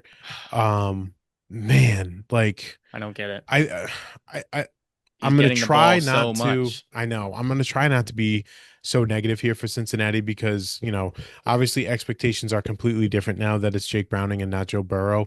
Um, His you know yards per carry, he has he has 37 rushing attempts, and his yards per carry is like two and change. that's so bad. 2 yards. That just tells you how bad the Bengals offensive line is. You know what I mean? Like Mm. And it's update. so bad. Sorry, I'm cutting you off again. Update. Remember last episode I was saying the Joe Burrow, Andrew Luck sack stat? Yes. and I couldn't remember which way it was. Joe Burrow has been sacked 27 more times than Andrew Luck in like 17 less games. It just feels like it's on that Andrew Luck trajectory. You know what I Dude, mean? Like couple more like season ender injuries. Like could we see Joe Burrow just be like, yeah, I'm out of here, dude. Like I'm done. Who knows? Chase Brown, you probably have to play him. You know, he was probably a first, second round pick for you. So I don't know how you don't play him with how many times he's getting the ball. exactly, exactly. It's just what are the quality of those touches are going to look like? You know what I Mm, mean? Like, are they going to be the ones where he's getting tackled behind the line most of the time and not being, getting to the second level? I really hope receiving totals, his target totals start to go up. You know, he only had 3 targets in the first 2 weeks, both games. And he's someone that, we all hoped that the receiving side would still keep him afloat, even if the rushing side was inefficient. So right. I hope to see that happen. Obviously, you're not playing Chase. You have to play Chase. I think you have to play Higgins too. Do you have to play Higgins? I was just about to say, like T. Higgins, like, do you play him? I think you do. Let me see. Let me see. Let me see. We'll put it to the test. If you have to play him, do you play? Is he that far down? Yeah, he is. Oh my God. Do you play T. Higgins or Keenan Allen against Denver? Oh man, I like Keenan Allen. Do you play T. Higgins or Pickens against Chicago? Oh God, George Pickens. Maybe you don't have to start T Higgins. I don't know. I just feel like you draft him like the fifth round. Do you play T. Higgins or Jameson Williams playing Baltimore Monday night? Oh God. I got a softball one for you next, but this one's a tough. You got to answer this one. Yeah, I'm gonna go Jameson Williams. All right, T. Higgins or Terry McLaurin versus Vegas. T Higgins. Yeah, like I had But to if give you Jaden that. Daniels is playing, I might be starting Terry It's a McLaurin. different story. Yeah, man. Damn. Um, all right, and then I'm not even touching anything tight end wise from No. Cincinnati, and I'm in the worst position known to man in America here. So, and if I'm not touching him, don't touch him. Can I Moving. plant my flag really quick? All right, go ahead, plant it. I think Carson Wentz is gonna look phenomenal, and I don't Stop. think JJ McCarthy plays another game. That's my hot take. Whoa, Hot that's take. that's a hot take. Hot take. I don't think JJ McCarthy Are plays another you are game. you are you willing to put currency on this? Because I'll put currency on this. Do I get odds? I have to, no? Yeah, you have to. I don't Yeah, know. what odds do you want? I feel like that's got to be like 5 to 1. I'll give you 5-1 odds. All right. 5-1 odds. Uh, I think we see McCarthy maybe even As as soon early as as he's next back, week. Yeah, even if as Carson Wentz rips. I think so. I think so. You can't You can't sit him because like he is like you also got to think they signed Carson Wentz off the bench, like off the couch. But He JJ wasn't on McCarthy this has team. played 2 full games and he's had 1 good quarter.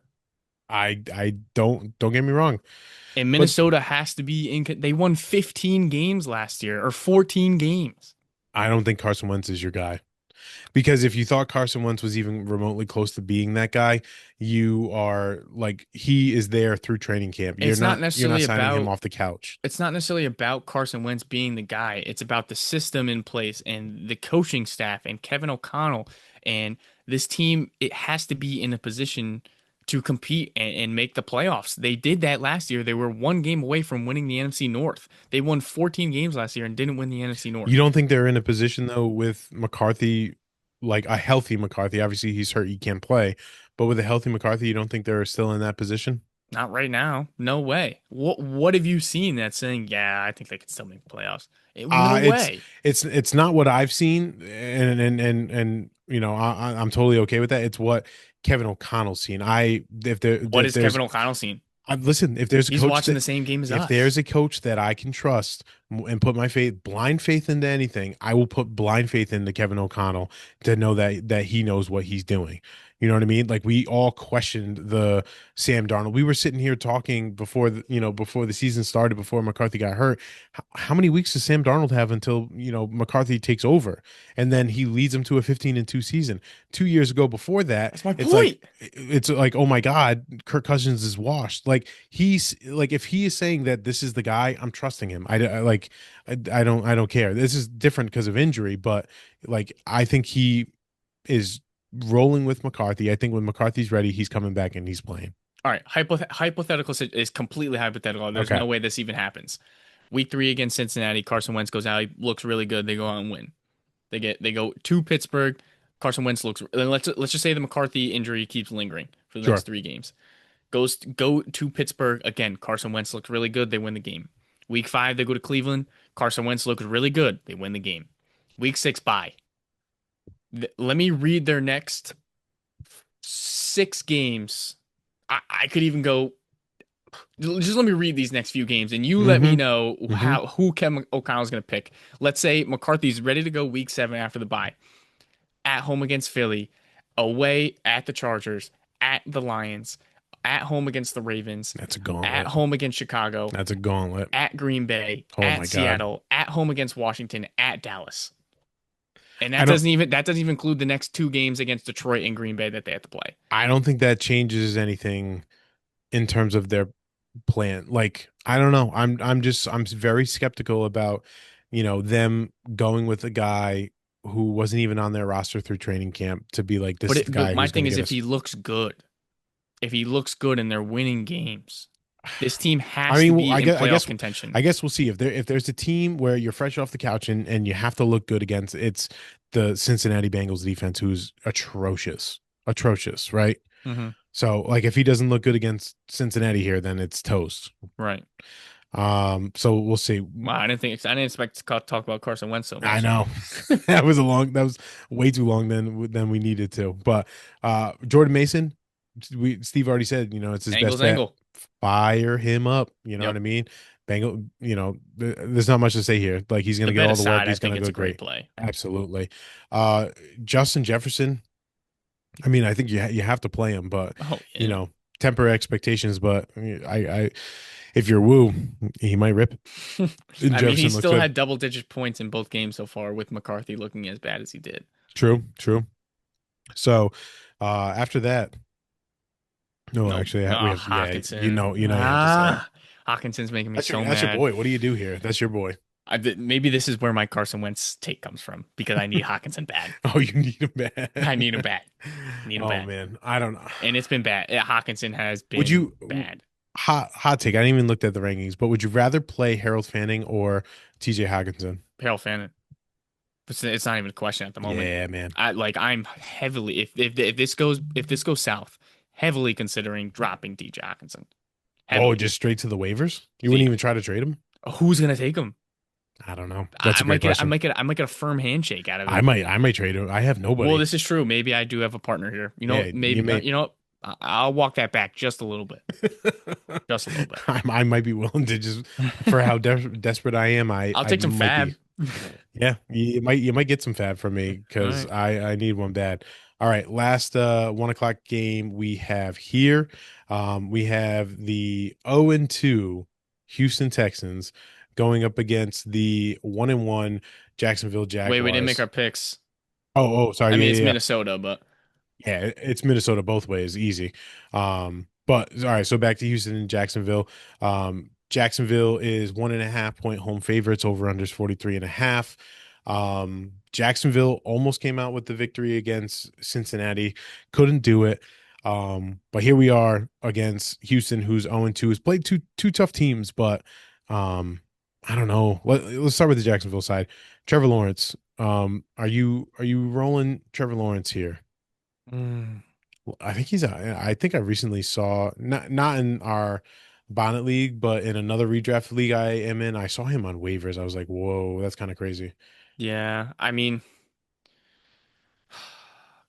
God, Trevor Lawrence, bro. Like, I had really good expectations coming into the season. I know it's only been 2 games, so I'm not gonna get too Right. crazy here. Right now for me, it's the turnover issue. Pick in week 1, 2 picks last week against Cincinnati, who we just talked about how their defense is atrocious.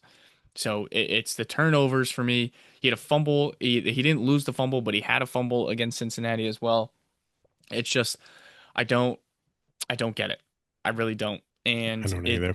this was supposed to be something that I thought Liam Cohen could get Trevor Lawrence to take that step. Again, it's only been 2 weeks, but it's making me really nervous. I don't know.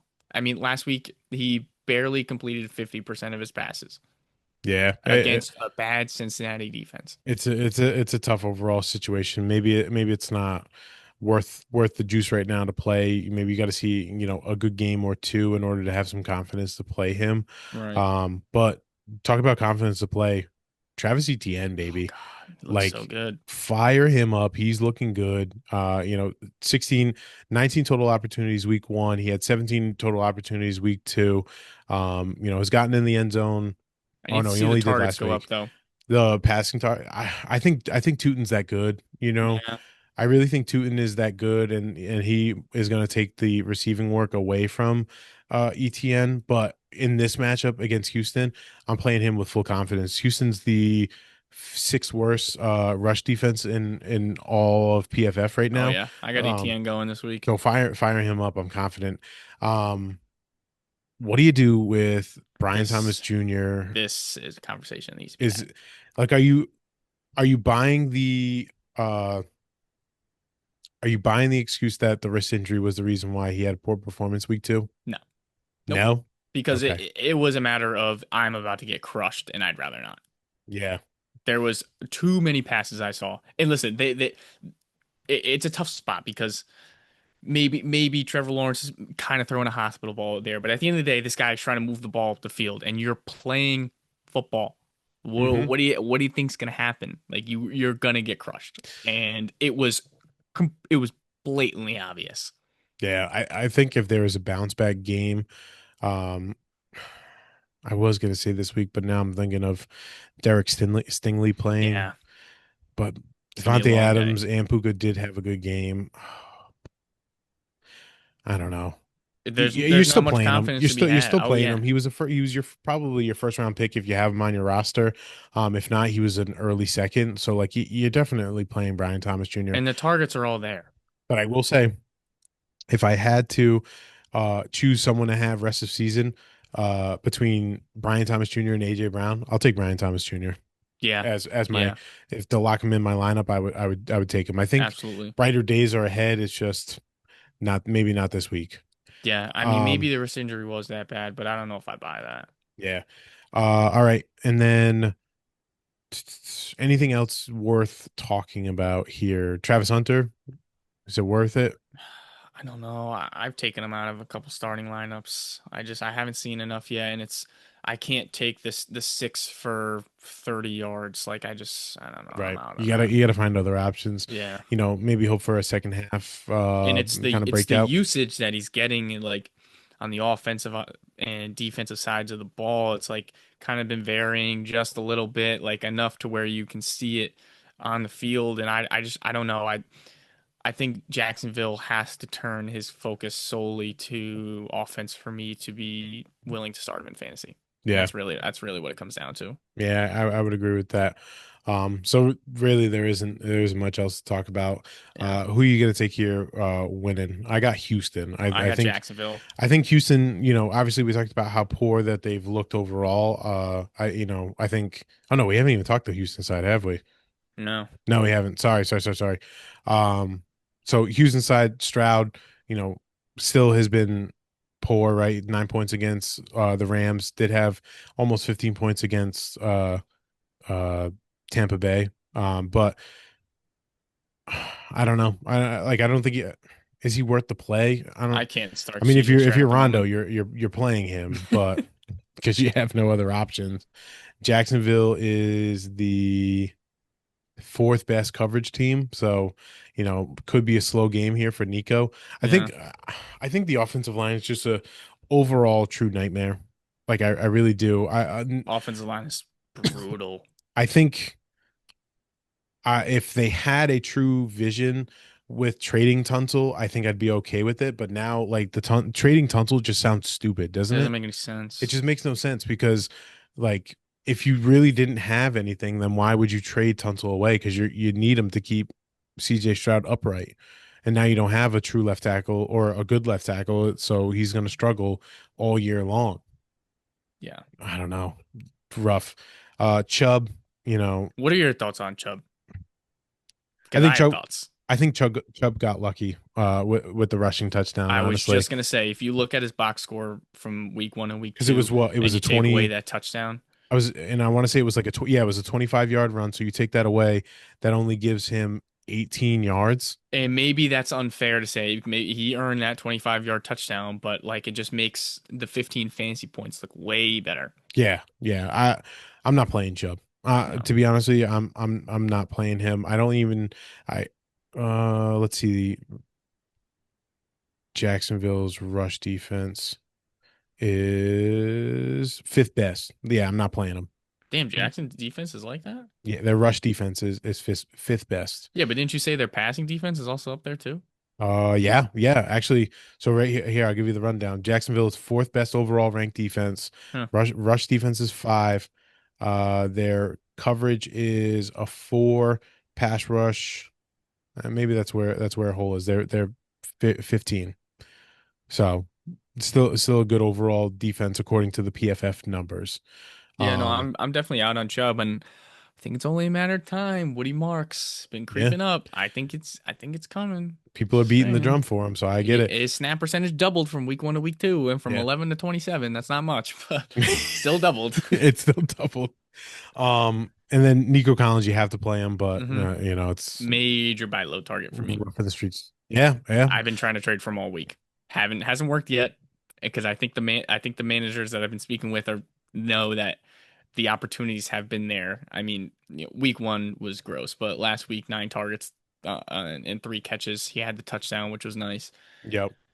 They've had the connection. It's not like they're trying to build a connection right now. It's just something is not working. I think it It's starts with it's the the offensive line. Yeah, I was just about to say Stroud just doesn't have the time to hit. Nico's the kind of guy, like he's not the short area yak guy, you know what I Mm, mean? Like he's the like go up and go get the ball. Like I'm gonna throw you a go ball, I'm gonna throw you a deep post, and like you're gonna go up and get it over two safeties. right. And he doesn't have the time to throw that ball right now. Yeah, exactly. But he's still a buy low target for me. Right. All right. So now we've talked about everything. I'm going Houston here. Yeah. I think Houston, big bros, little bro here with Jacksonville. I think they've had their number for the longest time. Yes, they've struggled. The offensive line is putrid. Jacksonville has a good defense, but I still think they find a way to win this divisional game. Okay. What? I'm gonna go Jacksonville here. I think Lil Bro lands a punch this week. Um, listen, I have zero confidence in this Houston offense at the moment. I thought they looked terrible against Tampa Bay. They looked even worse against the Rams. I haven't seen anything that makes me sit here and say like, yeah, Houston's gonna win a game. Yeah. Haven't seen it. All right. So, ladies and gentlemen, we're going to take a quick break. We're going to come back with the 4 o'clock matchup and the Sunday night, Monday night game. So, we'll be back after this. All right, wait, ladies and gentlemen, welcome back. We are here still covering our games. We have left over the 4 o'clock slate, the Sunday night and Monday night football games. So let's just keep chugging along. Here we Thank God there's go. 4 o'clock games this week. Yes. I hate when they do Can three. we I talk hate about it. can we talk about how the NFL, right? Billion-dollar, multi-billion-dollar corporation, you can't move any of these. How many games did we just cover? One, two, three, four, five, six, seven, eight, nine. 9 games. You can't tell me you can't move at least one game into the 4 o'clock slate Oh to my God. like balance it out a A little bit. 5 game 4 o'clock slate would be awesome. Yeah, I'm just asking for one more game because Because by the time the 4 o'clock games roll around, there's no need to have red zone on anymore. right, There's because no what need because you watch the same game every time. Because what happens is because there's 2 games that kick off at 4:05, and then there's 2 games that kick off at 4:25, and then there's like that awkward like in between where somehow all four of them are like on a halftime or like Yep. two are on a halftime, and then one's on a timeout, and then you're just caught watching one game. Like NFL, fix this, please. Figure it out. So, all right, we're on to New Orleans. That's right. All right, here we go. The 0-2 New Orleans Saints take on the 1-1 Seattle Seahawks. Sportsbook line has Seattle as 7.5 point home favorites over unders. Excuse me, 41.5. That's not good if you're a New Orleans fan. I'll tell you No, it that is much. not. Um, Listen, I don't need to talk about Sam Darnold here. You're definitely not playing him. All Sam Darnold is therefore is to prop up JSN, and I'll tell you what, he's done a good job of that. Yes. Week one, 13 targets, 9 receptions, 124 yards receiving. Week two, 10 targets, 8 receptions, 103 yards receiving. Hasn't Just even found keep the end it. zone He yet. It'll hasn't even. happen. Yeah, I was gonna say he hasn't even found the end zone, and is the wide receiver 13. Like, all right. I'll ask Will. Does he find the end zone this week? Ooh, yes. Great anytime touchdown. I'm in on that. Yeah, I'm in on that. I wish I had the odds for that right now. And I want to see what New Orleans is. New Orleans is 11th best in coverage in the NFL, but I don't know. I just think JSN's that elite of a guy that I don't think that matters at all. Right. Um, I talked about it at the top of the show. Ken Walker's my start of the week here, right? No Zach Charbonnet, he's doubtful. So fire up Ken Walker. He's going to get everything imaginable, and I think he's going to have a good game here. Yeah, this is a great matchup for Kenneth Walker. This is pretty simple on the Seattle side. It's Kenneth Walker and it's JSN. Do you have any faith in Cooper Cup, what he did last week? Do you think that's going to continue on? Because I don't. I think that, No, I think there's going to be games that like make you think like, oh, we could go Cooper right. Cup, and I don't know. I think he is just there to just be a. This is going to sound harsh, but I'm going to say it anyways. It's how Josh Reynolds gives a little bit of a different type of target for Garrett than Garrett Wilson. That's what Cooper Cup is. You Yeah, know what I mean? pretty And much. I know that's so disrespectful because Cooper Cup was the wide receiver one crown winner one year, but like in this current state of Cooper Cup, I have no interest in playing him whatsoever. JSN plus 125. Yeah, throw it on, throw it on my card, as Big Cat Yes. would say. With his uh, 67 other picks. yes. Yes, absolutely. All right, to the New Orleans side. This one's simple, right? I'm Kamara. Kamara here, right? Kamara. Do you I get chase the Olave targets? that was the only one. Was like, I don't know if I can. Like, I have him in a couple leagues and I haven't played him once. And I want to say I'm happy that I haven't. I don't think he would have changed any outcomes for any weeks for me.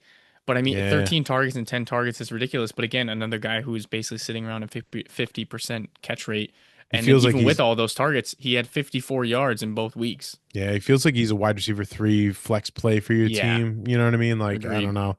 Like if you have to play him, sure. Seattle is the 14th worst according to PFF by coverage. So, maybe But you he's see going to get some. Woolen. Right. He's gonna get the Woolen treatment. Um, I don't know.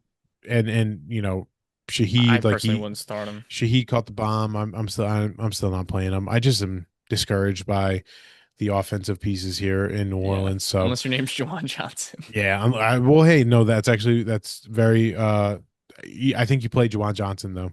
Like he leads the tight ends in targets in the NFL. Like I don't think that's a fluke. I think it goes hand in hand, I think, with two things. One, Rattler's inability to like consistently get the ball to Olave and Shaheed and being able to dump it off to Jawan Johnson. So I think, him being able to get, he had uh 8 catches in week one, 5 catches in week two.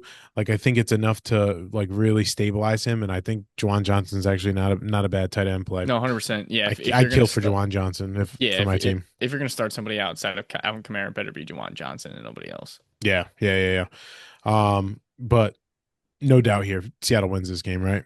Yep, Yeah, yeah. 100%. All right, Lock it in. lock it in. All right, moving on to the other 405 game. This is my game We, of the week. yeah, I'm nervous but excited at the same time. The 1-1 Denver Broncos take on the 2-0 Los Angeles Chargers. Chargers playing their first official home opener. They were technically the home team in week one in Brazil against the Chiefs, Highway but robbery. yeah, highway robbery is right. Chargers are 2.5 point home favorites. Over under is 46.5.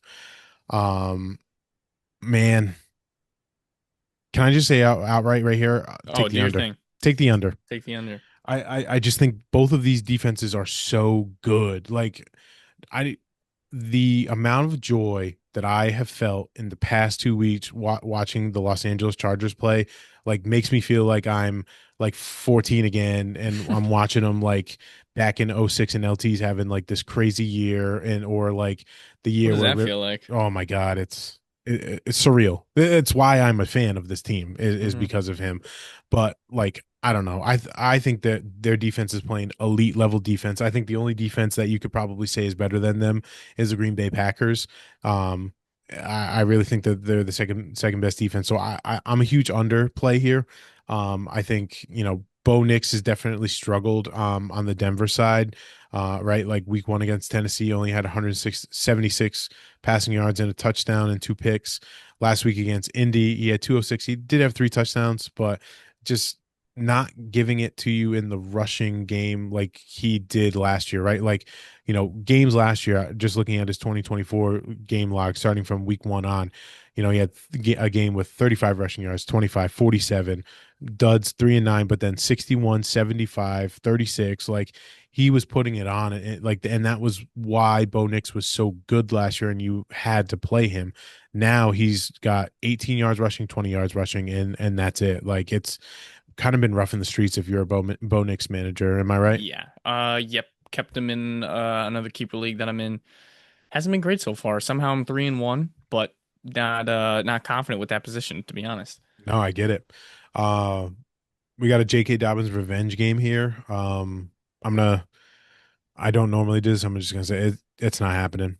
Not I'm telling happening. you right now, the J.K. Dobbins revenge game, no chance. Did Wow. you see what they did to Ashton Genty last week? This is true. You know what This I is mean? true. Like Ashton Genty, and then Isaiah Pacheco, Kareem Hunt amalgamation in week one too. Like, you know, I- I'm just this defense is for real. You know what I mean? I know I keep saying it, but You're not play wrong.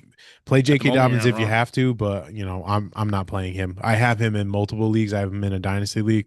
I'm not playing him. I'd rather play Omarion Hampton, who's had two terrible weeks, Hmm. over J.K. Dobbins. Like that's just how I feel. Okay. Um, and then in the receiving side, right, you play Cortland Sutton, of course. Troy Franklin, this one's an interesting one. I think I want to wait one more week on him, You want to wait? Well, I don't mind. I don't mind doing that. especially against the Chargers, because next week they play Cincinnati. Oh, yes. Yeah.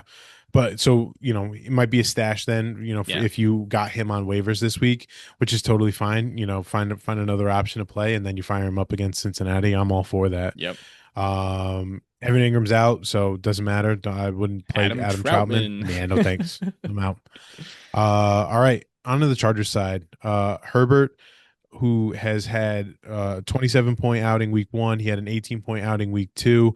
It seems like Jim Harbaugh has lied to us, lied straight to our face, right?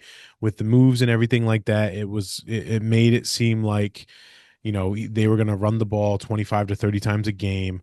Herbert wasn't going to have a lot of passing attempts, and then week one against Kansas City in the win, he's got 34 passing attempts. Week two against Las Vegas, he's got 27. So play Herbert, play him. I think he's going to have a Yeah, great game. especially with the rushing upside. Absolutely. I think he's going to have a great game. Hampton, obviously this one hurts, you know what I mean, for me personally, because I love Hampton so much. I'm not losing faith. I'm not trading Hampton or anything like that. He had that late fumble, and for some reason, have you seen this? Where they gave that fumble to Herbert? Oh, no way. Yes. So Oh my God. so Hampton had a fourth quarter. I'm gonna give it to Hampton, but because I think what happened was it was fourth quarter. They're trying to salt the game away from the Raiders. Max Crosby makes a great inside move and is like basically in Hampton's face, and he panics and tries to stiff arm him, but doesn't have full like control of the ball, and it fumbles and they lose it. They gave that fumble to Herbert. I think it belongs to Hampton, but regardless, I think it's the growing pains of a rookie. I still am going to play him against Denver. Even though they have the fourth best rushing defense here, I play him. Who You playing him cares? because you have to, if because he was a third round pick? Yeah, that and I mean like in most leagues or the two leagues where I have him, it's really like him or J.K. Dobbins, and I would rather Fair. see him fail against Denver's defense than J.K. Dobbins go against the Chargers defense. That's Right. just how I feel. Okay. Can you explain to me what is going on with Lad McConkey? It's what I told you, right? Remember when we talked about this? The signing of Keenan Allen means so much. Yeah. Like a lot of people really tried to downplay, Keenan being signed. It's still Lad's team, which I think eventually it is Lad's team. It's just there's another guy who has a longer relationship with Herbert than Lad does, and it's Keenan Allen. So I think better days are ahead of Lad. I think you just have to change your expectations. Like Lad is not, in my honest opinion, he's not a top 12 guy. Like he's not a guy that you drafted as your wide receiver one to be your wide receiver one. Right. Now, with that being said, like if you're like, oh, that's not what I'm expecting and I need something better, trade him. Like go ahead. But if you're and with that being said, if you're someone with that expectation of Lad being probably an elite wide receiver two option for your fantasy team and you're making that trade, go ahead and do it. Honestly, call me crazy. I probably would take Lad McConkey over AJ Brown at this point. Yeah. You No, know? I can see that. I can totally see that. Yeah. And then we have one more Steve Angle's angle best bet here. And it is Oh, we have Quint. two. Yeah, we have two. Came fresh in the text. Wow. Quentin Johnston over half of a receiving touchdown is plus 230. Steve's telling you to hammer that because Quentin Johnston has had a touchdown, at least one touchdown in both weeks. He had two in week one. Um, I think he's necessary for this offense, right? Mm, I think it was Dan Orlovsky, former NFL quarterback and now works for ESPN, kind of explained it how like he is like the necessity of the offense, right? Because he's your field stretcher, right? That we all hoped that he would become, or hoped that Trey Harris would be when they drafted him in the second round. But he stretches the field, and it allows Ladd and Keenan to eat underneath and get those targets and get those yards and those first downs. And then the moment you kind of sag off or you commit to Ladd or Keenan, you saw it last week against the Raiders at the end of the first half where he caught a 60-yard bomb touchdown, and that pretty much made his week. But with the combination of Ladd and Keenan, it just makes Quentin Johnston feel that much more elite, for a lack of a better term, lack of a better word. right. Yeah, I mean, QJ, man, this touchdown touchdown machine. Oh my I know. God. Zach, I want in writing, I know you're listening to this episode. I want in writing that you were wrong about QJ and publicly apologize, please. Wow. And thank you. Right at him. Yep. Uh Tight end's not worth it here. Will, so Will Disley's not playing, so it's really Tyler Conklin. So I guess um, Conk, man. maybe you know what I mean. Actually, now that I think about it, he and Disley were really splitting touches, or snaps out on the field. Disley's a better run blocker and necessary for this offense, but Conklin's no slouch in the run blocking department, and he gives you some catches. So he could be a worthwhile play. For week 3 coming up. Yeah, Uh, nice dart throw. all right. That is everything. We went over the Denver side already. So who you got winning this game, Will? I got the Don't pick Chargers. wrong. Yeah, you I got picked the right. Chargers. You picked right. Gotta take them. I also have the Chargers too. I just think, defensively they're, very, very good. Denver's defense is good too, but I think it's a well coached team over in Los Angeles with If with Jim Harbaugh. they Well win coached. this game convincingly, I think I put them in my Super Bowl contenders category. Whoa. I I think I will do. say if they win this game, that's 3 straight games against divisional And opponents that that's they all have the huge. up that like most coaches tell you like those wins feel like 2 wins. You know what I mean? So like to get a game off Kansas City, first of all, is massive for Yep. them in the long run. Then to get a win off of Las Vegas is huge because that's a divisional opponent. Then your next best, competition here is Denver. You get a win against Denver and you're 3-0 going into the rest of the non-divisional games. Like that's massive, Right. massive, massive. So we'll see. Hopefully they can pull that one out. But I agree with you. I think this is the game of the week. Yeah. Um, Next one, the 1-1 Dallas Cowboys. Right there, 1-1. Not Yeah. yes, 1-1 Dallas Cowboys take on the 0-2 Chicago Bears. If there was a uh kind of competition for game of the week, I think this is your second game here. That could be the game of the Mm, week. a lot Actually, of points. for Sunday, I think if we're talking game of the slate, there's one more game that I think Oh I would yeah. rather have. Yeah. But Yeah. talking Sunday, this one has potential of game of the week. Dallas 1.5 point road favorites taking on the Bears. Over under is 50.5. It's the highest That over under. means fantasy galore. Yes, it does. Highest over under total for Sunday. Second highest over under this week. So listen, Dak Prescott, throw him in, play him. Start of the week. It's no that's Woo start of the week, right? Like, the confidence play. You saw what Chicago has done or lack thereof defensively the past 2 weeks. Yeah, So let up. Dak Prescott's a great play. Obviously, you play Jonathan Taylor. Obviously, I've been coined in Javante our Williams. Javante Williams. I don't know why I said Jonathan Taylor. I've been coined in our Bonnet group chat as a D1 Javante hater. Yeah. I don't know where that's coming from. That Matera's calling me a D1 Well, I think it's Javante because last hater. week I said he might be all the way back, and you told me to pump the brakes. Yeah, I think that's a fair thing. No, it's totally I valid. don't think that's a D1 hater right there. The other thing I said is I need to see one or two more games for me to like buy into it. So Right. for the record, I did not say I'm not a D1 Javante hater. I am just putting in realistic expectations because who knows? Javante could come out this week and give you like 20 for 40 and you're like, what the hell just happened? You know what I mean? Because like, listen, he's known for doing that. There's a reason why he signed a 1 year deal and he's in Dallas right now and not in Denver. I'll just say that. But you play him. Lamb, easily play him. Oh my Pickens, you play God. him. Ferguson, you play him. Ferguson, you hammer. You hammer him. I don't think there's a guy outside of quarterback, running back, wide receiver one and two, and tight end that you don't play in this game.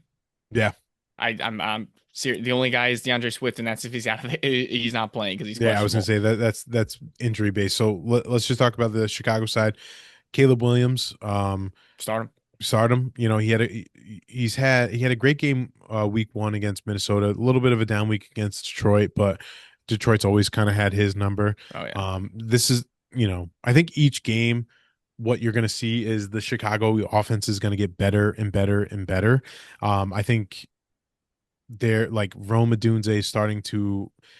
It's scary to say because I have DJ Moore on my dynasty team, but I think I Rome's love starting to Rome. establish himself as the number one guy. Oh my God. Nine I think he targets, is. 11 targets. Yes. Yeah. To Moore's 5 targets and 6 targets. Like I think a couple more weeks of that, like it's a full flip and Rome is like the dude. Oh yeah. And then with that being said too, like as the weeks go on, like I think you're going to see a little bit more Luther Burden. You're going to see a little bit more Colson Loveland. I think maybe in this week's matchup, don't play them, right? No, I no, think you no. play more, play Dunze.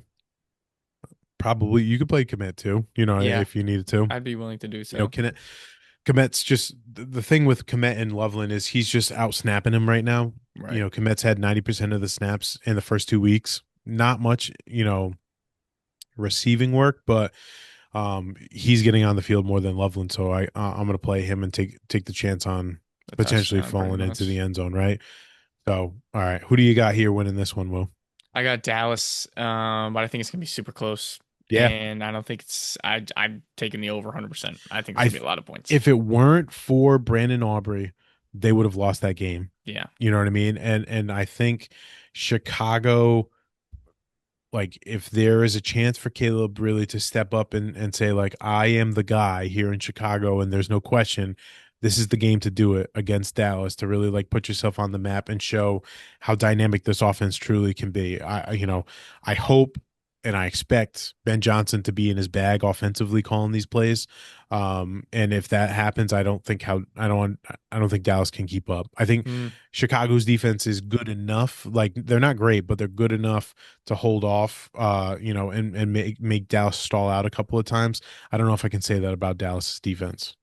I don't know if I have that much confidence in Chicago's defense. I think it's all even playing here. All Yeah, even playing. yeah, I don't disagree with that. Dallas has the worst rush defense according to PFF, where Chicago's got the 14th worst. So they win in that department. Coverage wise, Dallas is the 10th worst. Chicago is the worst. So maybe you're right, Will. I Maybe think it's I'm pretty wrong here. even. Yeah. All right, last game or no, last 4 o'clock game. We have the 1-1 2-0, sorry, Arizona Cardinals taking on the Crazy. 2-0 San Francisco 49ers. Fight for the lead in the NFC West here, right? Early in the Mm-hmm. season. Yeah. Sportsbook line has San Fran -3 or 3 point home favorites over unders 45 and a half here. Um Solid point total. Solid point total. No Purdy, right? We're expecting no Purdy. He's questionable, but Shanahan said today that it's highly unlikely that he's going to play. So we're going to see Mac Jones, who, he looked shaky to start, but finished very strong against New Orleans. And I think maybe that was just the shaking of the rust off here. And Hmm. I think you're going to see a more consistent Mac Jones Yeah, coming into this. thought he looked good Chris, last week. yeah, he did. Christian McCaffrey, you're gonna play him. He's gonna get all the work in the world here. Tell me your feelings about Ricky Pearsall and Juwan Jennings. I just it doesn't help that they've already had to play with two quarterbacks this season. Hmm. But I think Mac Jones, like Kyle Shanahan, has shown that he is on a Kevin O'Connell level when it comes to quarterbacks, where you can pretty much slot anybody in, and Sure. he can run the offense that he wants. He doesn't have to change anything necessarily. Ricky Pearsall, man, I was hoping for something big last week with Kittle out against the New Orleans Saints, and Mac. I can't even pin it on Mac Jones because he looked good.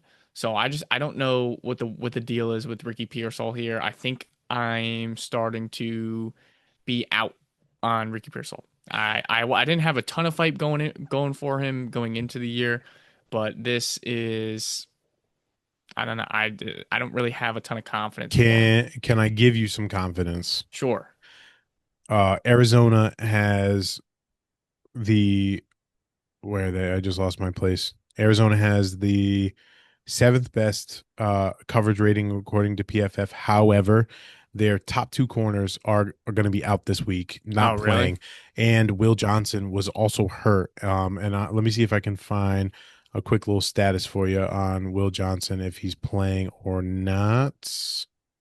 He is listed as doubtful. So Will Okay. Johnson's not even playing too. That So I changes guess things. if there was a confidence booster, it's knowing that they're going to be severely depleted in the secondary in Arizona, and that that may leave some holes open for Pearsall to come in and have a good game. Yeah. Yeah, that absolutely changes things if they're going to be missing three of their top corners. I mean, I don't know who could defend after Skeleton crew, that. Yeah, it's like I don't know what you want out of Arizona. That's brutal. And so right? yeah, okay, so now I'm fully expecting Ricky Pearsall to have a good week. This is a great litmus test for me to see where I'm actually at.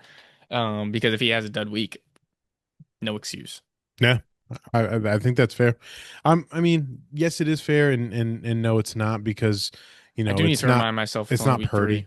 Yeah, and it's not Purdy too. It's Mac Jones, and I think it's a different situation I don't know. He because looked good though last week. he did, but I think there's something to say of you go through off-season programming and training camp expecting to have this chemistry with one guy Right. and he's out basically after week one and then you have to build this new chemistry with a new guy. Like I think there's really something to be said, on the human side of football, not like to that aspect, you know what I mean? And I think I would just say hold out a little bit more until Purdy comes back. And if he's, terrible with Purdy back, then, you know, there's true panic there. Right. That's fair. All right. To the other side, Kyler Murray. We just talked about him. We some of us here would rather have Daniel Jones rest of the season than Kyler Murray. Like, what is the problem here? I don't I'm being so serious when I say when as soon as this game starts, it's gonna be on my big TV. It's not gonna be on my laptop where I get clips of red zone here and there. It's Hmm. gonna be on the big screen. I need to see that front and center because I don't know what's going on. I need to watch a full game of it. It's just like I feel like it's always all there for Kyler. Like he's got a great arm. He's a dual threat guy. Like he has a true number one, receiver in Marvin Harrison Jr. And he's got a dog of a tight end. And he He's got a hasn't broken good 250 passing yards. right. He's got a good running game too. Like it's all there for him. Like there should be no excuses here. Am I right? Oh, 100, you are absolutely right. And even against Carolina last week, 17 of 25 for 220, a touchdown and a pick. Like that Yeah. doesn't blow you Should be away. nope. Should be way more than And that. then even in the running the ball, he hasn't gone over 40 yards yet. He's 7 for 38, 7 for 32. Yeah. Oh man. So moving to James Conner, I think you can play him confidently. San Yeah. Fran has the fifth worst rush defense in all of PFF. So play James Conner with confidence. Um, he may, do you just is Trey Benson? Can I interest you in some Trey Benson? Oh yeah, you absolutely can. Because if anything were to happen to James Conner, guy is an RB1, no Yeah, questions but asked. I'm just saying, even as a weekly play too. Like last week, he Uh, had 6 targets, 4 receptions for 30 yards. He did only have 3 carries, but in week one, he had 8 carries for 70 yards rushing. the receiving work is nice, and I think it's a desperation flex play if you got guys hurt. When bye weeks start to roll around, yeah, that's a conversation we can have. If you have everybody healthy and there's no bye weeks at the moment, I don't know why you would start them. I mean, the targets are nice, don't get me wrong, but Sure. even with 6 targets last week, 4 catches, 30 yards, he had 8 fantasy points on the week. I mean, you put that in your starting lineup, you're not exactly happy. You No. need him to score. Yeah, that is true. I guess you're right. I think I guess really the main It's a point great here then stash. is it. Yeah, I was gonna say if you're a James Conner manager, you Oh, yeah. must have Trey Benson on your roster. Right. So moving into the receiving options, it's Marvin Harrison here, right? It's Like painful. you got to play him. It's painful, but you have no choice. Trey McBride, um, you know, 19 points in week one, 20 points in week two. Like he's looking good. You know, he's the targets are there, the receptions are there, the yards are there. Are the touchdowns going to come, Woo? That is the question I have I for can't believe this you. is happening again. It's We it might have to is. put him. We might have to put him with who did we just talk about for the touchdown? Plus Oh, Jason. 125. Jason. JSN. Yeah, he might have to be in there with him because I don't know. I this don't is know if getting he's too gonna do it much. again. He's such a good tight end because he gives you enough work to like Oh, where he he's doesn't incredible. score, you're still okay. And then when he does score, he just takes you kind of over the top. But Yes, wins every man, week. where wins the game? Like, you know what I'm waiting for him that I've yet to see is that like because like even dudes like TJ Hawkinson have done this where you have like 10 catches, 100 like 50 yards or 120 yards and 2 touchdowns. Like I'm waiting for that. Just completely take over. Yeah, I'm waiting for that Trey McBride game. I don't think we see it this week, but like, man, I want that. I want that week so bad. Let's see. Maybe I can call my shot on what week that's gonna be. Uh, Dallas week 9. Dallas week 9. All right, Maybe that's book it. it, book it. We hammer it. Wait. What is it? What date is NFL week 9? Hold on, Uh, I'm looking it up right now. What date is it doesn't tell me on NFL here. week 9? It is October. Oh, that's the Thursday game. November 2nd is that game. Now, then, my next question, we're ready for this one. Oh When no. is National Tight End Day? Oh, I see where you're going here. It's the fourth Sunday in October. Hold on. Wait, does this line up? Woo. Wow. What's the fourth Sunday? Yes. No, it's a week The week before. before. So what's the week before that? They're on a bye. No. They don't want to see Well, my man maybe succeed. he gets a delayed reaction. Delayed reaction against Dallas, Yeah. maybe. Yeah. Oh, that's so criminal. Your Oh, second, we're so close. one of the top. Yeah, I didn't know what listen. you were cooking there. You're like, what day is week You 9? I'm saw the like, who vision the though. hell asked that question? You saw the vision though. That And no, yeah. As soon as you said tight end say, I was like, oh, okay. I see where yep, you're going with this. yep. And if it fell on that day, you hammer, Oh my God. everything Trey McBride hammer, but not meant to be. So, all right, who wins this game here? Will I got San Fran. I don't know. yeah. Arizona 2-0. I don't feel good about it. No, it's one of those like bad 2-0s, like Cincinnati. You know what I mean? Like Yeah. they're 2-0, but they're New like Orleans, they played New they're Orleans and bad. Carolina. This is like New Orleans last year when they beat no, who they beat Carolina. And was it Dallas?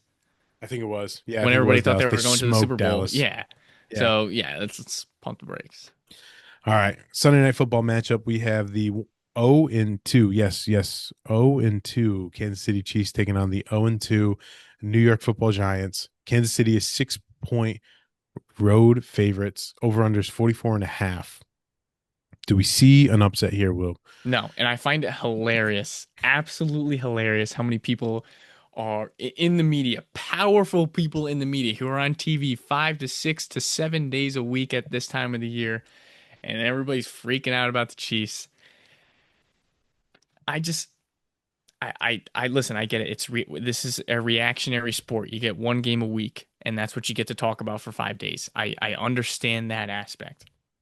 In what world are we going to sit here and panic about Patrick Mahomes being 0-2? I mean, how many times is this guy going to sit Never. here He's and never. people are going to say this and say that he loses Tyreek Hill, he wins back-to-back Super Bowls? I mean, the defense is bad. They put up 30 plus points early on in his career. They win a Super Bowl. I mean, all of these things that we've tried to pin on Patrick Mahomes, and time and time and time again, he is sitting in the AFC Championship. His worst season is losing in the AFC Championship. Can we sit here and think about that? He has been in the league 8 years, Yep. and his worst season is losing in the AFC Championship game. The man has three Super Bowls, and he rattled them off real quick when Troy Aikman said, "Well, I want to see him get a third of my Super Bowls." Well, guess what? He already tied you, Troy Aikman.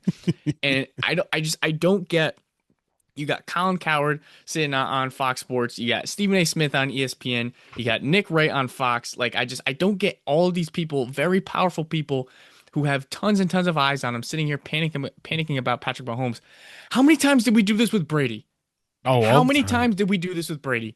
And it's like they're 0-2 and the world's falling apart. They're gonna be in the Super Bowl. They're gonna be in the AFC Championship. Like, everybody needs to relax. I But just wh- I don't get it. but what if they're not? No, What if they're not? see, And and this this is is a bet I'm willing to make. This is a bet I'm willing to make. see, don't How get do you me do it? If I don't learned get me one thing going. growing up, if I learned one thing growing up as a Jets fan, living in New England, where everybody's Patriots fans, you don't bet against Tom Brady and you don't bet against Patrick Mahomes now. But I will say there was never a Jim Harbaugh, Justin Herbert to challenge them in that division. So I'm just throwing that out All there. right. All So right. all right, but I'm just saying, when he's sitting in the AFC Championship game, don't look at me like you're no, surprised. I'll be punching air, but I'll be sitting there saying that you told me back in And that's everybody. September That goes to 19th. everybody listen to this. That goes to Colin Coward. That goes to Stephen A. Smith. Anybody, I'll call out. I'll come calling out anybody, whoever wants it. Yep. With that being said, though, they're 0-2. Mahomes is the QB4 on the year right now. Yeah, 26 points in week one against Los Angeles, 22 points against Philly. Like, I think the thing is he's doing it with his legs early in the first 2 weeks. 57 yards rushing in week one, 66 yards in week two. You know, he leads all couple of rushing quarterbacks in touchdowns. a couple of rushing touchdowns is right. He leads all quarterbacks in rushing yards. That's more than Lamar. It's That's more than insane. Kyler. That's more than Josh Allen. Like it's it's Patrick Mahomes. You know what I mean? So obviously, I think you play Mahomes. I think it's going to be a tough matchup against the Giants. But he's Patrick Mahomes. You know what I mean? That's all I got to say. Yep. Let's talk about this the rushing attack here for Kansas City because it's Hate it. bad and I it's hate it. scary. If you're an Isaiah Pacheco manager, 5 for 25 in week one, 10 for 22 in week two, like what do It's you over. do? I think it's over. I think it's over too. I don't know how I could start Pacheco or Kareem Hunt and feel good about it. No, you can't. But it's like so then like I don't know. Do you wait and then hope like seventh round rookie Brashard Smith like turns it on and becomes the It might dude? just be one of those backfields you can't touch. Yeah, they're just like I think that's just what it comes down to. yeah. I think that's probably the smart plan. Like, it's It's similar, tough though. very similar Like to the other team on the other side of the field, the Giants. I don't want to touch anyone in that backfield at the moment. yeah, but I'll say though that Tyrone Tracy's had better weeks than what Oh, Isaiah Pacheco's 100%. put No, out. like, Giants definitely have, a better outlook, especially with Scatabo if he's going to continue to build on a week-to-week basis. There's some sort of light at the tunnel that you're looking at. There's Yeah, no light at the tunnel with this backfield with Kansas City. I don't know. none. And Pacheco's not just going to magically turn this thing around. I mean, there's been plenty. We can talk about the injury and coming back to that 2023 status, but there's been plenty of games in between then and now that it's not there. Simply put, it's not. Yeah. Um. So to the receiving options here for Kansas City, they're saying Xavier Worthy's listed as questionable. I'm telling you right now, don't play him. Mm, Like I don't like I that think I looks play him. such. I looked such a brutal injury in week one that like, and he didn't play in week two, and the whole talks were. he's either missing 3 games, minimum, or maximum he's out for the rest of the season. I don't trust he's out only 1 week and he comes back and gives you a decent option. And excuse me,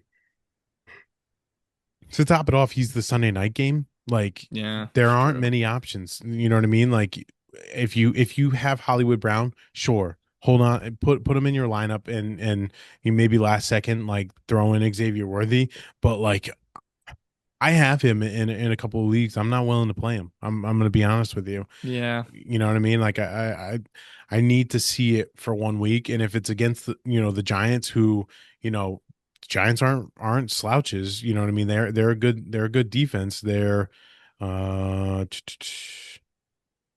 20th in coverage, overall defense. They are 22nd. Maybe I don't know. I'm still not playing Worthy. You know, but the Giants defense is not as good as If I there's thought they no would be. if there's no update on him by the time the Chargers Broncos game starts, I think I throw Dobbins in. Like Sure. I have him in the flex at the moment, so I can be flexible. But Hmm. God, I really need him on the field, I, man. I I think need him.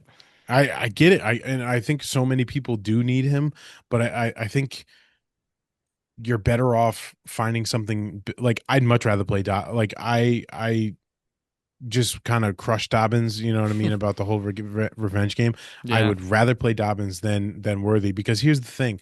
Worthy may like take the field and play, but what's to say that he doesn't like he goes for a jump ball and lands on the shoulder wrong and it's dislocated again and he's gone and yeah, he ran a couple of routes for you and you get a goose.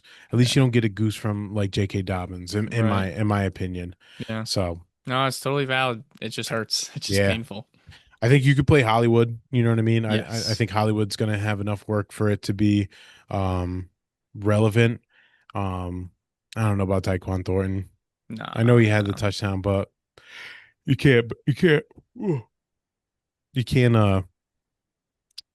expect that. You know what I mean? Right. So, all right, moving over to the Giant side of the ball, we have Russell Wilson here. Man, do, It's tough to not start him after last week, it is, but it is also Kansas but it's City's not D. Dallas. Yeah, it's not You know Dallas. what I mean? If he could play Dallas every single week, that'd be We're great. not in But Kansas anymore. we are not. We're actually in East Rutherford here. What a So beautiful place. break glass if you need to for Russell Wilson.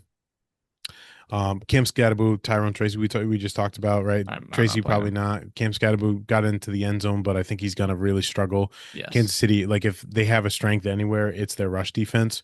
So maybe if you have to, yeah, play Scatterbo, but I'm looking to find other options. Right. Malik Neighbors, fire him up, man. Oh Get him yeah. going. How do you not? What a dog. 12 targets week 1, 13 targets in week 2. He's the wide receiver 2 right now. So what else is there? I guess really the only question here is Wandale Wandale. Robinson. Yeah. Do we play are you buying into the 10 targets, 8 receptions, 142 yards and a touchdown game, Mm, or is that well, just kind of like the one off in the tail of Wandale Robinson? I think it's gonna be a one-off because it was Dallas. Sure. But I still think there's target numbers there for him. Week one was 8 targets, 6 catches, 55 yards, not, incredible. He gave you almost 12 fantasy points, 11 and a half. So if he can be a 7 to 10 target guy on a week-to-week basis, I feel like there's definitely flex opportunity for him. Going based off of a matchup, um, I would start him. I would start him Okay. if you need to as a flex. Not someone who I'm dropping people and moving big time names on my lineup just so I can get Wando Robinson and it could be a case of Xavier Worthy. If Xavier Worthy's not playing and I have Wando Robinson, I'd slot Wando Sure. Robinson Switch in. him switch him back. Yeah. Um One last piece we didn't talk about. We didn't talk about the tight ends here. Really not really interested in playing Theo Johnson. No, not at all. Although I do like the talent of him. I think he's still got some time to go. Travis Kelsey. Are you playing Travis Kelsey here? I think you can. He's been Mr. Consistent so far. 12 points, 10 points. I mean, the yards are somewhat there. He scored week one, so that made it a little bit better. Um, it feels like yeah, he has to have a good game, right? Like, Yeah, you know what I mean? Worthy's this could be playing, the but a one for it. question mark. Like, you have Brown who uh, Brown was only 5 for 30 last week. Yeah, You know what I mean? Like, if prime there's a time. time for yeah, I was gonna say if there was a time to step up, it's prime time right now for Travis Kelsey. You know what I mean? Yeah, I don't know. You play him, but like I'm this is the last year for Travis Kelsey. it feels gross. It does. 'Cause it's just I don't know. It doesn't feel the same, right? It does. No, it really doesn't. It really doesn't. It No. just looks slower. I got KC winning this game. I'm assuming you got KC winning I as do. well, right? KC in the cover. Yep, KC and the cover. Wow, you think it's that decisive? Yeah, I do. I Okay. do. I think All right. Monday Night Football. Mahomes coming back. Yeah. Monday Night Football last game of the week could potentially be the best game of the week here. You have the 1-1 Detroit Lions taking on the 1-1 Baltimore Ravens. Sportsbook line has Baltimore home 4.5 point home favorites. Over under is highest of the week 53.5 here, which Start means everybody. just throw them all in, right? Goff, play them.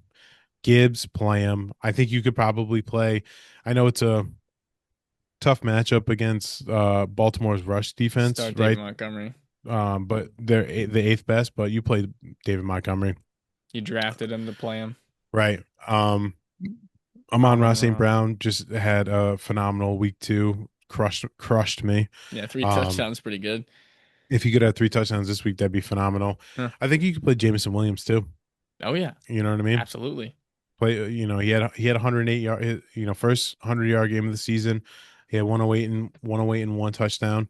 Um, I don't think this guy's playable, but I'm telling you right now, keep your eye out for Isaac Tesla. Mm. That guy is so gross. And what a head of hair, man. It's crazy Yes, lettuce. that is crazy head of lettuce.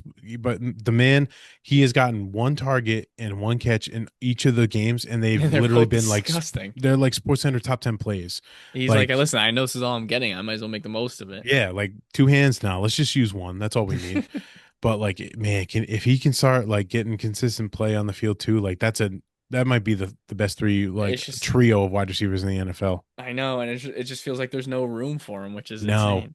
I was gonna say because then you have Laporta, right? And Yep. you play Laporta, even though it just feels like Laporta's not the same as what he was 2 years ago as like the number one dude, right? Oh my God.